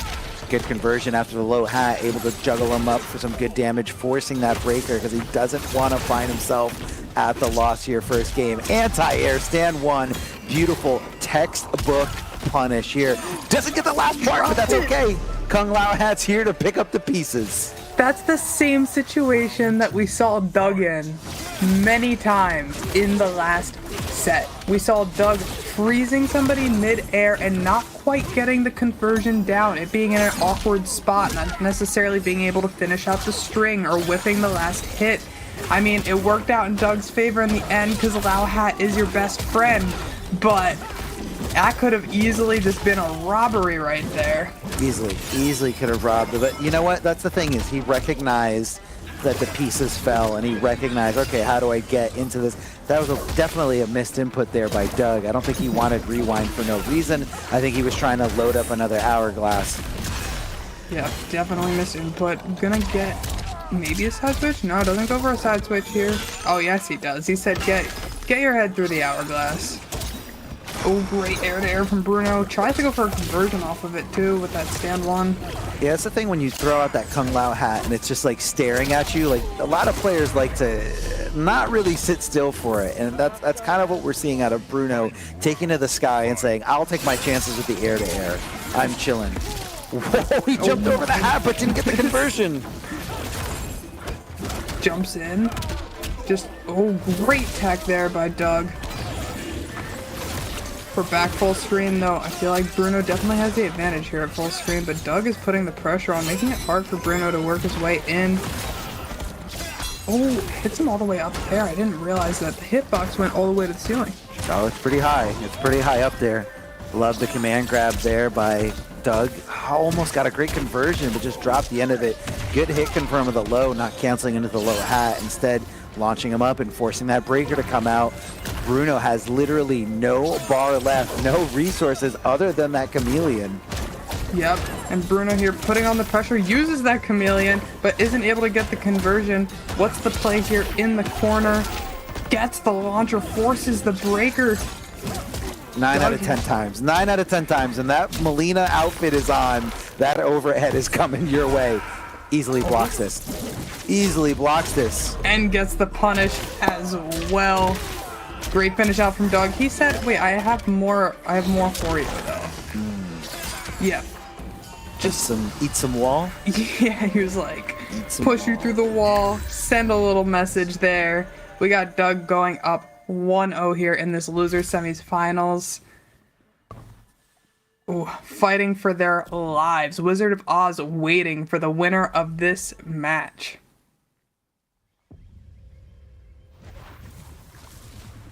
Yeah, Wizard of Oz, normally known as an Ashra player, but, you know, in that specific matchup against Waz, just opted to go for Rake.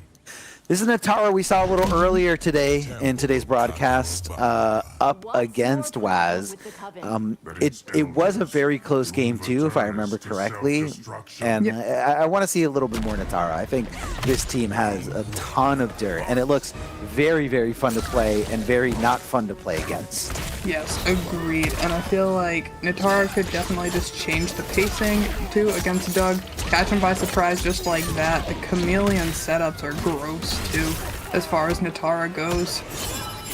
Just getting the glaive pokes into... Wow, what a great tech, because, I mean, trying to get that strike throw game started, really well done by Bruno, but Doug was already ready for it.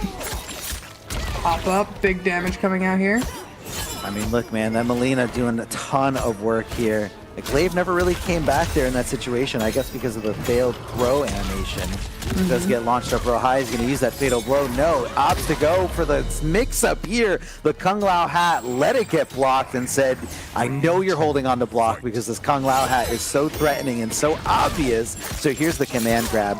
The dash in from the air just in time to apply their own pressure, but the rewind, all that's undone. All that's just gone. The corner positioning, the health you took away, all of it completely undone. Just undone like that at a snap. That's got to be hard to deal with mentally, but I mean, we see Bruno trying to stick it out here. What's he got on wake up? Ooh, pokes right through that gap. Able to get the Melina overhead into ball roll too. This is going to be a good 31% into another opening up from Natara. So much damage, so much corner carry, and just needs one more opening to finish Doug off just like that. The low coming in. Bruno has got a round. We're going to final round. Yeah, I feel like that was going to, even if it did get blocked there at the end, it was just going to cancel in the chameleon and just chip him out afterwards regardless. Love the anti-air right into the stand 3 to make, you know, some damage come out on the board. Gets the forward throw with the Jade costume on, backing off, and thought he had the green light for that whiff punish, but got choked up in that scenario. Hey, he's not guessing low or high. He's just saying, I'm gonna armor right through this. I am tired of guessing, and that's what it is. This onslaught of pressure from Natara. It's so momentum heavy, and that was super smart. Knew again, I'm gonna wake up with this armor. I've got the bar.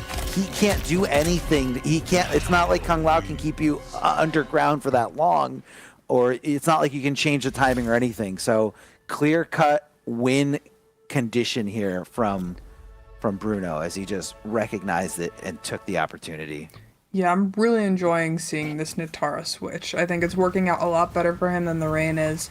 The pressure is working a lot better. Doug seems to be having trouble finding his footing, finding, okay, when do I get to poke, where are your gaps, etc. And there's actually like, it seems like a little bit of a knowledge check coming out from Bruno. Hey, how do you deal with this? Hey, how do you deal with this? Yeah, and I am seeing a very comfortable Natara here. Like, comfortable in the movement, comfortable with the conversions. Like, I'm not seeing a lot of drops here, and just knows where to apply the pressure. Where on the other side, it doesn't look like Doug really knows how to deal with this. Like, how do you deal with something that just like has this unlimited access to mobility?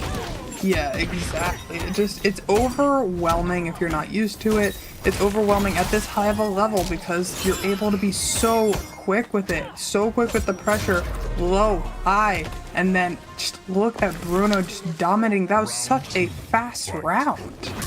Yeah, the overhead from Natara doesn't really come until you see her flying into the air. That's when an overhead could be potential, either from the special move or just from the flight stance itself. Popping up here, Kung Lao hat gets disrespected, and that's the setup there. As you can see, he kind of walked forward just a little bit to place that hat in that perfect little spot where if you do anything but block low on your wake up, this hat is going to eat you up, and that's going to be a big combo for me. Jumped out of the glaive. Sometimes you got to challenge it. A smart move that is super punishable. Good stuff there by Doug, pouncing on the opportunity and forcing Bruno to come off those 3 bars. Super expensive decision. Super expensive scenario. Oh no. Oh no, it's all undone. It's fine. He snapped. Good. It's all good. It didn't happen. We didn't see it. Good. But I'm good. He is getting punished now though. Oh my gosh, the spacing punish, baiting that wake up there out of Doug. Bruno, great play with the mobility that we're talking about. Oh my god, these shimmies are just never ending and ridiculous. And Bruno is going up 2-1 with the Natara. What a difference this character change has done for Bruno right now. And I think it's just because this character is so unique that you have to know this matchup. You have to know in what scenarios you could air to air her. Like jumping in the air and going for a normal isn't a terrible idea against this character, especially if she's getting very, very comfortable with offense. But again, you're gonna be taking a risk, and she can play around that, and you just have to wait. Like if you don't have anything to contest that air, and a lot of characters don't, you're at her mercy. Like you have to play at her pace and do that guessing game whenever she decides to come in, go for the overheads, go for the low. We saw the low eat up Doug there at the very, very end. The overhead has a very specific animation, and I haven't really seen Bruno dip into it too much, but with so much jumping, you're always constantly scared of the overheads. Yeah, I mean, the overheads are definitely, and like you want to ideally up-block them, but look at Doug. I mean, this is how we started the last match. He started the last match with a flawless round, and Bruno was able to bring it back. It feels like Doug, when he gets his game plan rolling, Bruno has a hard time stopping it, but it seems the other way around is the same exact story. Hopping in for more damage here thanks to the Kung Lao teleport, keeping him locked into time, keeping the offense going here. Didn't go for the whole string, was thinking about going for a command grab, but here comes the Melina ball roll. Never mind, rewind time, we're out of there. 1 bar breaker, if you will. Yeah, what Melina ball roll? What were you talking about? I didn't see that. Nothing good happened. Oh, that could have been a bigger punish. That could have been a much bigger punish. Huge drop opportunity here coming from Bruno. Is it going to eat him up? Doesn't get the conversion. I'm not seeing the Bruno that we saw in previous games, but is just one combo away from making this happen, and Doug is not going to build enough bar to go for the breaker. Ducking under, no, thought the command grab was coming and decided to disrespect him completely by letting go of block, and Doug meeting him there with normals and tying this setup and bringing us to a game number 5. I don't think Natara's going anywhere. I know that first round was very one-sided, but I think Natara is the pick here for Bruno. I really do. Yeah, I agree 100%. I think he should stay on the Natara. The Natara is working out the best. It worked a lot better than the Rain did, but I mean, how the turns have tabled here for Doug. Getting almost 2 flawless rounds on the Natara and able to send Bruno, he's sitting here in this character select screen, really making him think, because Bruno pretty much had control of this set, and just like that, at the snap of a finger, Doug has brought us to a game 5, both of them fighting to stay alive in this bracket. Winner of this is going to be playing the Wizard of Oz, trying to continue on, guarantee themselves a 3rd place spot at the minimum. Yeah, I think for this approach for Bruno to be successful, I think he needs to bait out Doug's attempts of going air to air. He went air to air a lot in that last game, so try to make it whiff, try to make him think you're going to be occupying that space, and then back off and just play it a little bit more patient. Or let's go in and mix. Oh, gonna bait that out easy. Gonna bait that out easy. And again, that's very matchup specific knowledge. As a Gears player, you have to know at what point in the combo you should rewind time. At what point can you come out? Not gonna miss the punish there. I think that's the first time we saw it get punished the entire night. We need to get Doug a trophy. Yeah, Doug, you deserve the able to punish Melina ball roll trophy. I mean, it was a little bit on the easier side. You were in the corner, it was right in your face, but still, great job on the punish, making sure to cash out and go ahead and secure that round. It's going to be so important going into the rest of this match. That Melina ball roll cost her half her health, more than half her health, because she's a 900 character. Like, that was huge. Yeah, no, that was absolutely game-changing. Bruno coming out here, starting to put on the pressure. Oh, gets caught by the Melina this time, and Bruno able to get so much damage on the board, pretty much even on life right now. The mobility, yep. Out of there, back in there, out of there, and then back in there. Nice conversion, nice reactions here from Doug. The stand 1 saw it perfectly, but this is doing so much damage. Is she dead? So close to it. Goes for fatal. Does it hit? Never doesn't hit. It never hits. It never hits. Ask any Natara player. It never hits. just didn't hit. It never hits. I'm telling you. I'm telling you, this fatal blow never hits. Oh no, and then it ends with Bruno diving in onto the Lao hat. Doug is going to be moving on, secures at least top 3 here. And what a showing, what an adjustment from Doug there. Because really, it felt like Bruno was kind of running away with it. The Natara, the knowledge checks, and then Doug just came in and started enforcing, changing up his gameplay, and Bruno just couldn't adjust to it. No, and that's you love to see it. You love to see it, and I love to see it so much that I want to enjoy this replay here. We started here with Bruno on Rain, and a little desperate wake-up fatal blow was the demise here. I mean, it was a win or lose situation, but the Natara really changed it up for Bruno, and I do want to see that Natara come back stronger than ever. Me too. But it was just Doug just staying calm, staying composed, and just kind of learning as he went on, learning where the lows were coming, where the overheads were coming, and just kind of dealing with the air-to-air mobility from Natara. So big shout outs to Bruno for showcasing a character that we don't really see too often. For sure. Yeah, and now we got the run back here. We saw this in winter semis.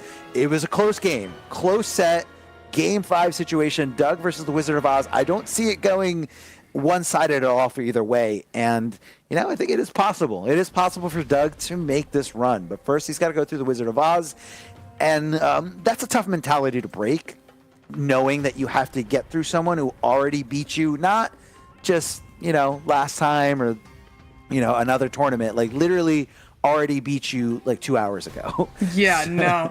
It's like you haven't even had time to adjust. You haven't even had time to maybe watch that replay like we were saying all great players do. You just have to hope that you can come in, do your game plan, and be ready. I mean, Doug has been playing so many sets too. You got to think of the mental draining that puts on Doug. Making a loser's run versus Wizard of Oz, only having played 2 sets so far. Both of them also, I mean, you win this set, you gotta go against Waz and you gotta win twice. Because as Arma was describing earlier when we came back, this is a double elimination tournament. That means the person on winner's side of grand finals would have to lose twice to be eliminated by whoever's coming out of loser's finals. Yeah, it is a, he's chilling. Waz is big chilling right there. Yeah. Just hanging out, waiting for whoever comes his way. And, again, because this is such a small, or it's such a bubble of a region, these guys are all familiar with each other's play styles, so I don't think Waz is sweating it too bad. That Reiko is a little bit of a scare there, that first game going in favor of Wizard, but easy adaptations from Waz after just challenging things, saying, I'm not going to respect anything. I'm not going to sit here and get command grabbed, but I'd love to see more of that Reiko, but unfortunately we're going with the Ashra instead. Ashra Serena. I think Serena complements Ashra better than any other cameo. Pure damage output, a little bit more full screen presence, which is what Ashra doesn't really have, whether with the single rang or the rang. Yeah, you're also able to really get hit confirms off of the Serena cameo that you can't with other characters necessarily because of that range that Ashra has. Able to catch Doug trying to load up right there with 31% for him trying to get the hourglass loaded. She's so plus after that projectile. And look at this pressure that the Wizard of Oz is putting on Doug just to start. Doug getting thrown in the corner. How can he get out of this right now? Gets opened up again. Oh, good interrupt. Is this the start of a robbery? We'll have to see. It's Serena boomerangs to the win. Wizard of Oz taking that first round pretty handedly. Wow. Anti-air into the conversion too. Wizard of Oz playing really well right now. Making sure to drain some of that bar too so Doug doesn't have access to breaker. Whoa. Those mids are just going absolutely everywhere except making contact, but he does get the contact this time around here in the corner. Nice big combo was coming his way, but just halted perfectly there with that breaker. Wizard poking back with a little bit of a challenge here. Goes for the full string.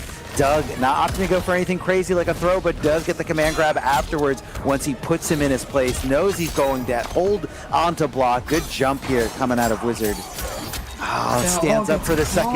Yeah, that's the thing. It's just like, oh no, you're going back into it. You're going right back into it. Not close enough to freeze her. And it's all about the contact, like where the opponent is when you decide to rewind time.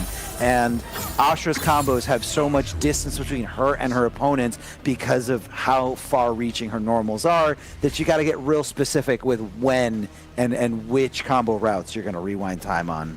Yeah, and I mean, definitely that first match, Wizard of Oz pretty much dominating, but this is not an unfamiliar situation for Doug.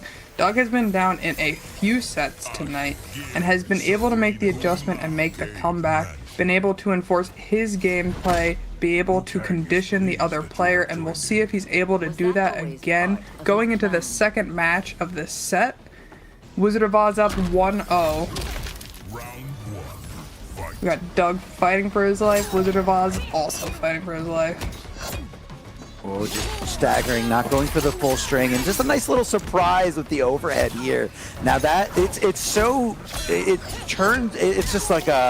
surprises you so much because it looks like a jump in the beginning of that. So you think you have more time to block, but you don't. That overhead from Ashra is coming at you so quickly. And there's that hit confirmed that we're talking about Serena, and he chooses to use his reversal of time at the wrong time again. Big punish on Doug. He has a big mountain to climb right now as far as damage goes.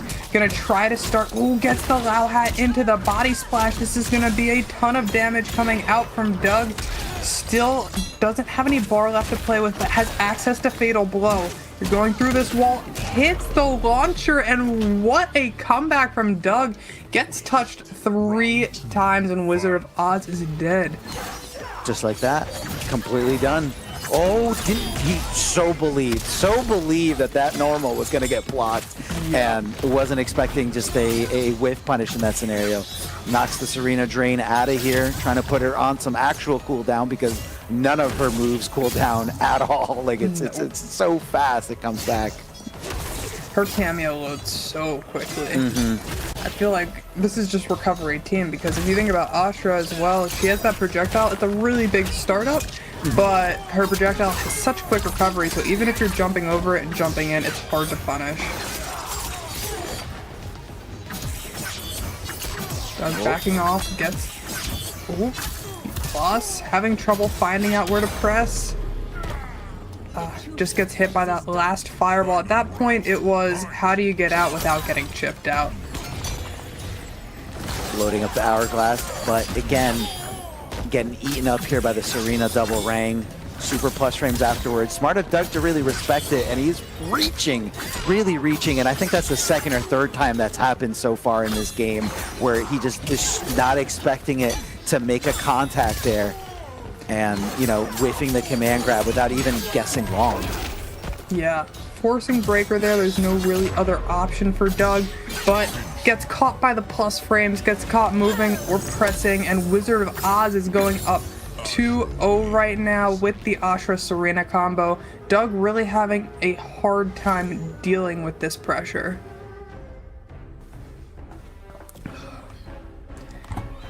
Now, we have seen the Frost cameo out of Doug as well, and I'm wondering if he's gonna break it out now, because it's a lifeline. It is a lifeline, and this is your last opportunity to do it. He's not going for it, and you know what I think it is? I think it's also where Serena is when the double Serena ranks come out.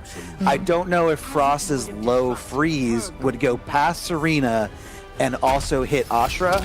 Yeah. So it could be a matchup specific thing, and it just could be a route that Doug doesn't feel like dealing with anymore. No, that is very true. Serena does step in front of Ashra there, so even if he was trying to punish it full screen like he was against the Shang fireballs, it just would not work the same. Yeah, I want to say it stops at the cameo, but again, there's so many like different ways that things interact in this game. There's really no way to know until you test it. Yeah, pretty much. Ooh, hard to blockable jump in, forcing the breaker here. Doug has the life lead and is able to interrupt both the Dark Blade and Serena cameo as it's called in. good blocks from full screen. Doug just happy to sit here in zone here, eat all this chip. The Wizard of Oz flying in, gets that overhead, and gets grabbed out of it. Nice, nice.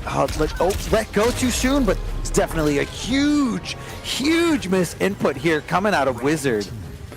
Yeah, that definitely cost him the opportunity to be able to make that comeback. Doug just getting the standing one anti-air, able to close out that round very easily. Going for a lot of damage here, gets the Lao side switch. Goes ahead and loads up Clone Gearus, opens up Wizard of Oz again. That's really cool. The way he's just able to just like optimize that offense there and just make sure it made contact, made sure it was just going his way. Doesn't let go of block, leaves himself susceptible to a throw here. Big jump in kick, caution to the wind, just went for it. Yeah, oh my goodness, and was frames away from being caught by that projectile, but just had the right timing. Should be able to finish out the round here. And yep, Doug is on the board just like that. We're at 2-1 here in losers finals. Wizard of Oz versus Doug, Gearus versus Ashra. Doug finding his footing here. After going down 2-0, I mean, we've talked about how well Doug has done at brushing off really hard situations that he's been in, dropped combos, dropped matches, dropped rounds, and we can see Doug's resilience here. Just figuring out, okay, what's my game plan? How am I going to do this? Needs 2 more wins. Definitely cleaned it up a lot compared to like those first 2 games. Like you saw that forward 1 going into command grab, strangely, you know, definitely not something he wanted to do on purpose, you know, especially if it like makes any kind of contact or whatnot. But I believe that doesn't tick throw, and it's just an unfortunate scenario there for Doug. But I'm definitely feeling Team Doug right now. Team Doug. Let's go Team Doug. Hey, I gotta say, I love seeing a Gearus at this level of gameplay. We don't get to see a lot of Gearus, and I think that he is such an intricate character. I mean, when we see the clones, when we see the different places that you can get frozen and the different conversions that you need to have, figuring out the timing for breaking out the 1-bar breaker, and Doug really does have it down. Great block there, standing up just in time for that overhead. Doug gonna be able to load up 1 more hourglass from that too. I will say Doug is very good at blocking that overhead. Like, probably one of the better ones out of this whole top 8 that can react to that, stand up every single time and just be aware of that low.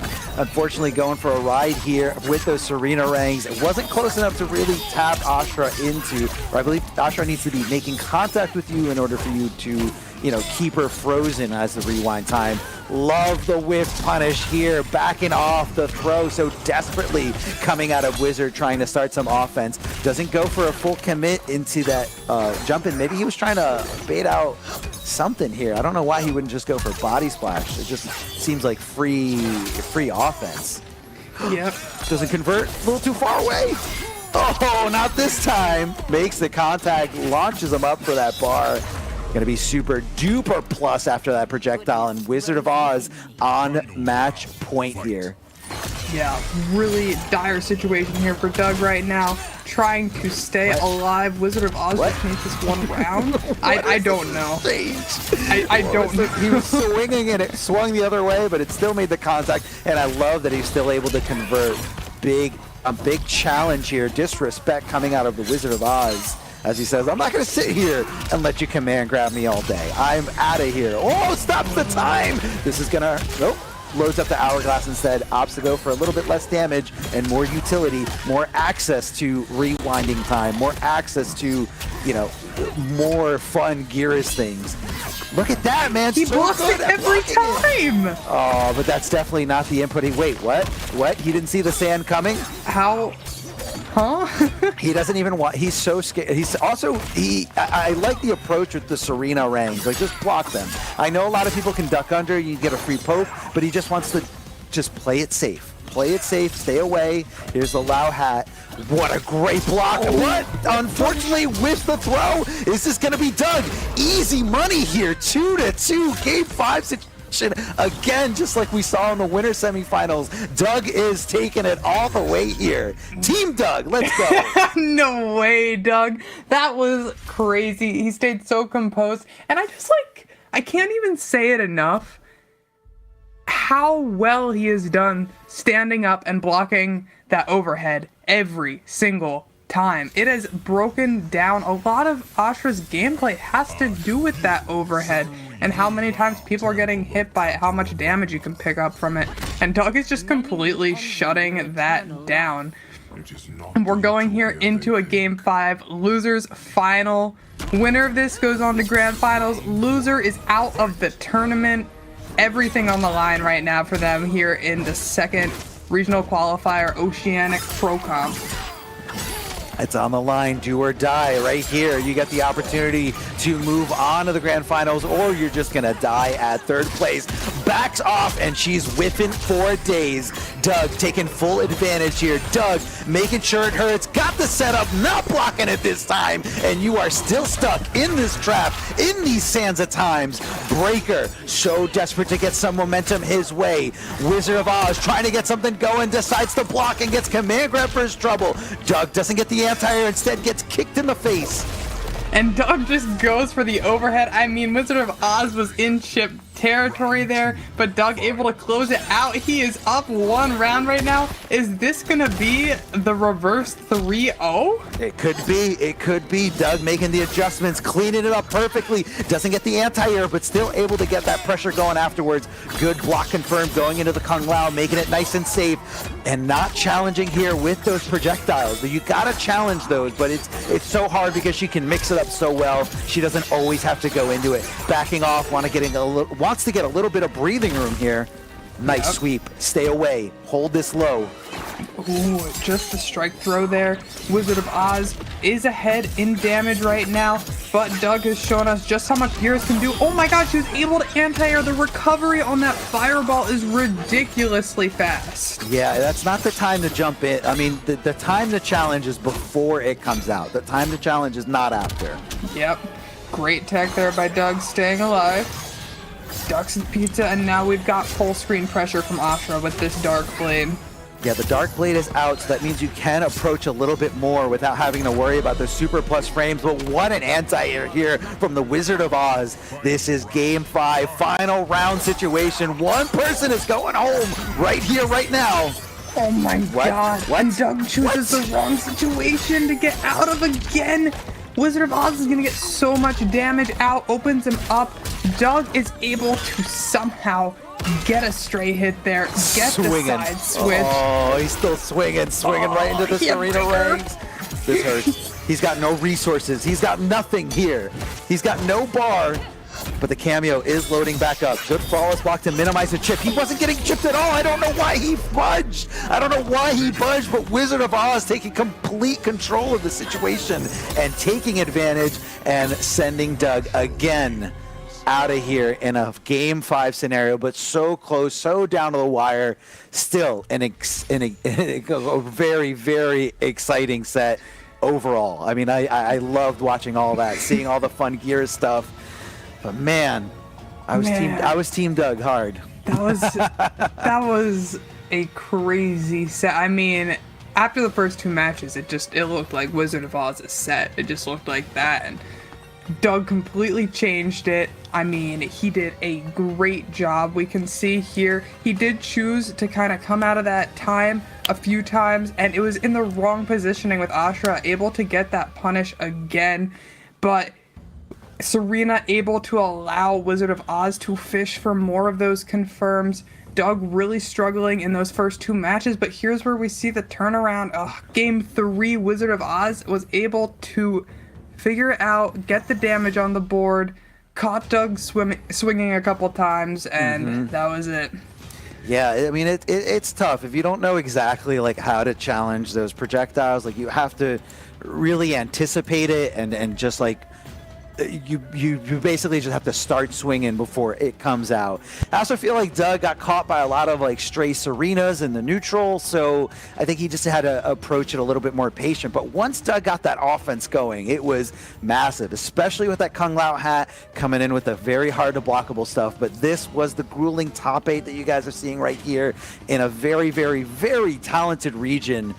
And Waz, again, we got confirmation that it's Waz, not Waz.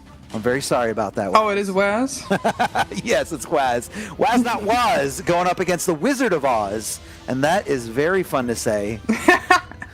Very, very fun to say. Yeah, thank you guys for coordinating your names like that. We really appreciate it here on commentary. You really make us sound like, you know, we've got bars. We know how to definitely rhyme and everything, but we appreciate it. Perfect.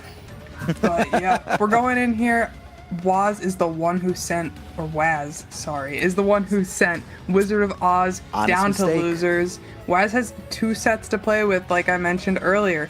Waz can either win the first set, or if Wizard of Oz wins the first set, Waz gets another chance at another set. Yeah, I'm really just back and forth in here. It's so funny because like I see the words coming out and like I'm also having the same like you have to specifically this enunciation, and it's okay. It's okay. We love it. We're having fun. And again, I love seeing all the great talent of this region. So fun and such an honor to see someone from this region get that opportunity to get flown out to that finale and just be a part of, you know, something so incredible, like that offline event feeling, like everything coming together, the super top quality production, like so cool.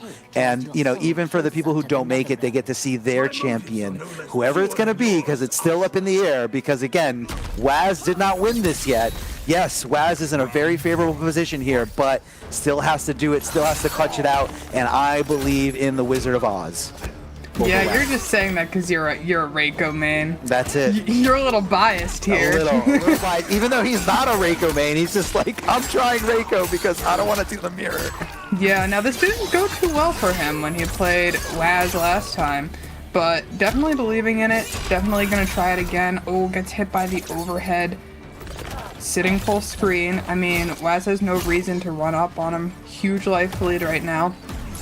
Yeah, big life lead here. Good flawless block to minimize that chip. And again, this is what's so unique about Wizard of Oz is you see me struggling. Wizard of Oz's approach here with Tremor, like it's so, as soon as he sees the opening, as soon as he says, oh, he's blocking all these, or he's not approaching, here's where I can take on the armor, here's where I can come in and mix. But it's just not happening right now.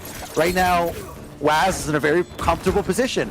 I have to back off. I just hit him 1 or 2 more times, but he's getting scooped for his troubles. But because he's been using that armor, Tremor ambush was not ready to go. Oh gosh, you were so brave to just come up and throw. Oh man, now that's a super unsafe move, and I think had he blocked it there, but he was still in that mindset of like, I have armor, so I'm not going to block anything. But had he blocked that, I think he could have really punished him hard for it. At least made him come off that breaker. Okay, we got the Serena Rangs getting blocked here from full screen. Yep. Oh, ducking under projectiles. I love when you hit both the cameo and the main character. Like, just get out of here, get off my screen, just stay away. Love the down 4 to duck under the throw. That armor not going to do anything. Nice back 3 into slide. Didn't have to hit confirm anything because he just said, I've got armor on anyway. Yeah, misses that anti-air, but no punish there from Waz. Waz working his way in, but oh my god, what an interrupt by Wizard of Oz. Getting the armor up as well. Alright, armor's off. I'm not seeing like a big punish for the down 1s, and I feel like when you're playing as Reiko, getting that free down 1 is huge because you're so plus that you can go for the command grab, you go for the overhead, go for a sweep. Just so many, you basically, that is your green light to mix. So I kind of want to see like the counter poking a little bit better coming out of Wizard. Yeah, Waz is running out of time right now. Only has 12 seconds on the clock, going against one of the best zoning characters in the game. Able to open up, but wasn't able to confirm into enough damage. 4 seconds. What are you gonna do? Overhead fatal? No way! It was do or die. I mean, oh my god. Fatal freezes time. It does. So I mean, why not go for it? Because had it been blocked, you know, hey, we're still in game 1, but the reward was just so high for Waz to not really want for him to not want to dip into that cookie jar. Yeah, Waz going up 1-0 there by the skin of his teeth. Just overhead fatal. I mean, I kind of love to see it, but I also kind of hate to see it because, man, the pain. Wizard of Oz is going to have to shake that off, brush that off, take a breath. I'm all for it. I'm all for crazy plays like that. High risk, reward mentality. I love it. Yeah, we're going to see him stick it out with the Reiko. I feel like this is probably the right decision. I don't know. If he doesn't feel comfortable in the mirror, then why not go with something that you feel is a better pick? But what are you thinking? I mean, right now he's down 4-1, 4-1 with this pick, and he's sticking it out. And you know, I get it. I feel like he's just on the cusp of really understanding something that is super unsafe. Waz all over it, sniffing it out, and making sure he is drawing as much blood as possible and reducing as much meter as possible thanks to that Serena ambush cameo. Yeah, I mean, gosh, these disjointed normals, like you said, he is down 4-1 with it, but if you're more comfortable in a matchup, stick it out, stick with it, see if you can make the adjustments. Reiko has a really fun punish versus Serena ranks. If you get under them, and if you're fast enough, you can get an EX slide, trade with a Rang, but still combo. It's a very weird situation because if you hit Serena, for some reason one of her Rangs doesn't hit you on the way back. So you can kind of like duck under it. It's a very specific punish, but that sounds like a very niche situation, but I would still love to see it. I mean, you know what it is when you run into an Ashra that's just like abusing Serena. The best thing to do is just get in the lab and say, what are my options? Like, how do I stop this?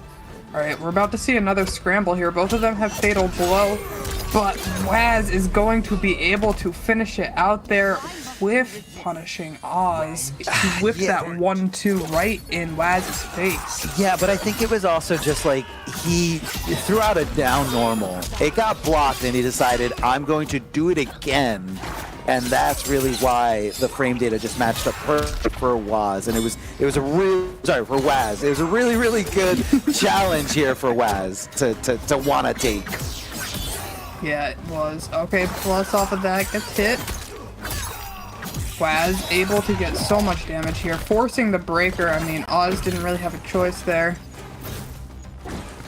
Waz backing off, able to interrupt the run as he comes in though, still backing off, playing with that full amount of screen that Waz has to run away. Yeah. Doesn't want to back himself into a corner though. But that's the thing, you can't back off too much because then you give the green light for Tremor to really throw on that armor. But I don't think we're going to see any more of that this game. Waz, a dominant 2-0 lead here, especially that final round. Literally has like 90 to 80% of his health still intact, still remaining.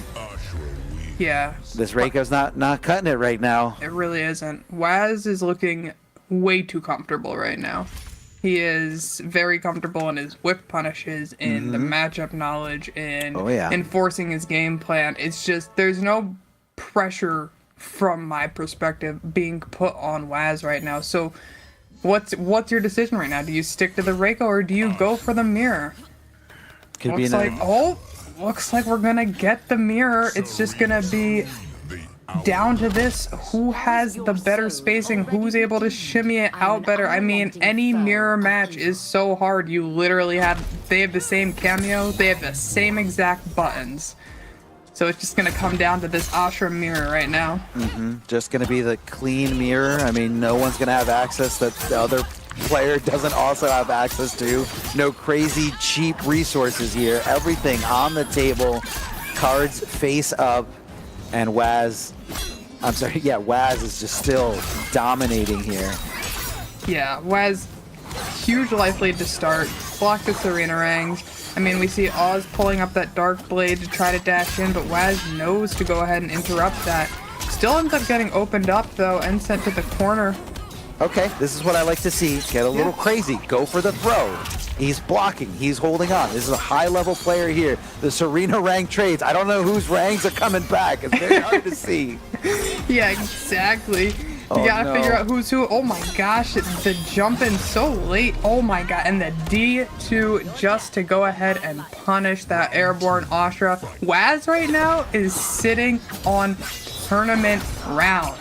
Right here, it could be all over if this round goes his way. All over the entire tournament, and a majority of these points going to be in favor of Waz. But he still needs to get there. He still needs to get there, and Wizard is staying in his way.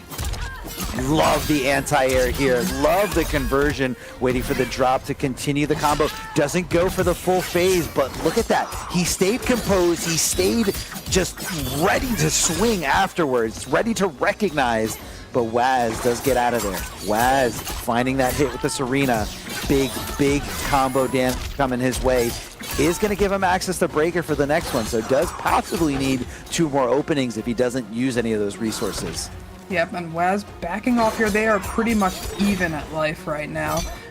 Oz does have access to Fatal Blow, though Waz not quite in the 30% mark, and now he is. They both have Fatal Blow. It's 1 hit for either of them. If he committed to anything else, but he does get the projectile here. Wizard is still alive. The Wizard of Oz still alive and trying to take this away, take the opportunity away from Waz. But Waz doesn't like that one bit. Coming in for a big combo. Cancels out. Doesn't go for anything crazy like a throw. Oh, speaking Great of throws. Jump. What a challenge, man. What a challenge. There are a lot of people like to throw in that scenario because she is so negative. Not negative enough to be punished, but, you know, you got to think, hey, she's going to block, right? She's going to block after this, right? No. Yep. Waz going right to the sky. All right, Waz with the life lead here. We've got Oz fighting for his life right now. Wow, big punish. Oh boy. That was way too close to Waz. Huge punish, and there's another punish. Forced to spend Breaker. Oz is on his last life right now. And the next hit is going to send us home here if it is in the favor of Waz. Just go regular poke, not a real hit. Oh my gosh. He's still alive. Oh, and then a big punish here from Waz. Waz is going to take it. Oh my goodness, we're gonna see the fatality here out of Waz. He is your regional qualifier 2 for the Oceanic region winner right now. What a great performance out of these players tonight. Back-to-back wins here coming from Waz. Congratulations to Waz, just continuing to dominate this region. But again, everyone should be happy for someone in this region being able to come out and represent. And like I said before, Waz, on top of being phenomenal content creator, phenomenal player, and can hang with anyone on a global level when it comes to modern NRS games. So it's going to be such a great addition to see that.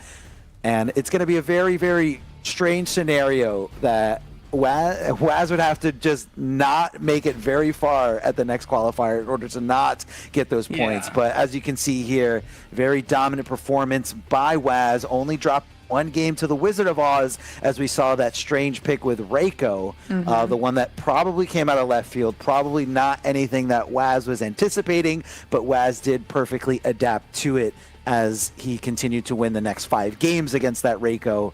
But big shout outs to everyone in this top 8. It was very, very, very fun to commentate this and just to see, you know, a little bit more about regions that we don't really see too often, and seeing all the different character diversity and all the fun picks. And it's been awesome. A really, really great time. And I'm so proud of you guys. Yeah, it was a great time. Thank you guys for showing us this great gameplay. I mean, what great matches to get to commentate. You know, we can't ask for anything else.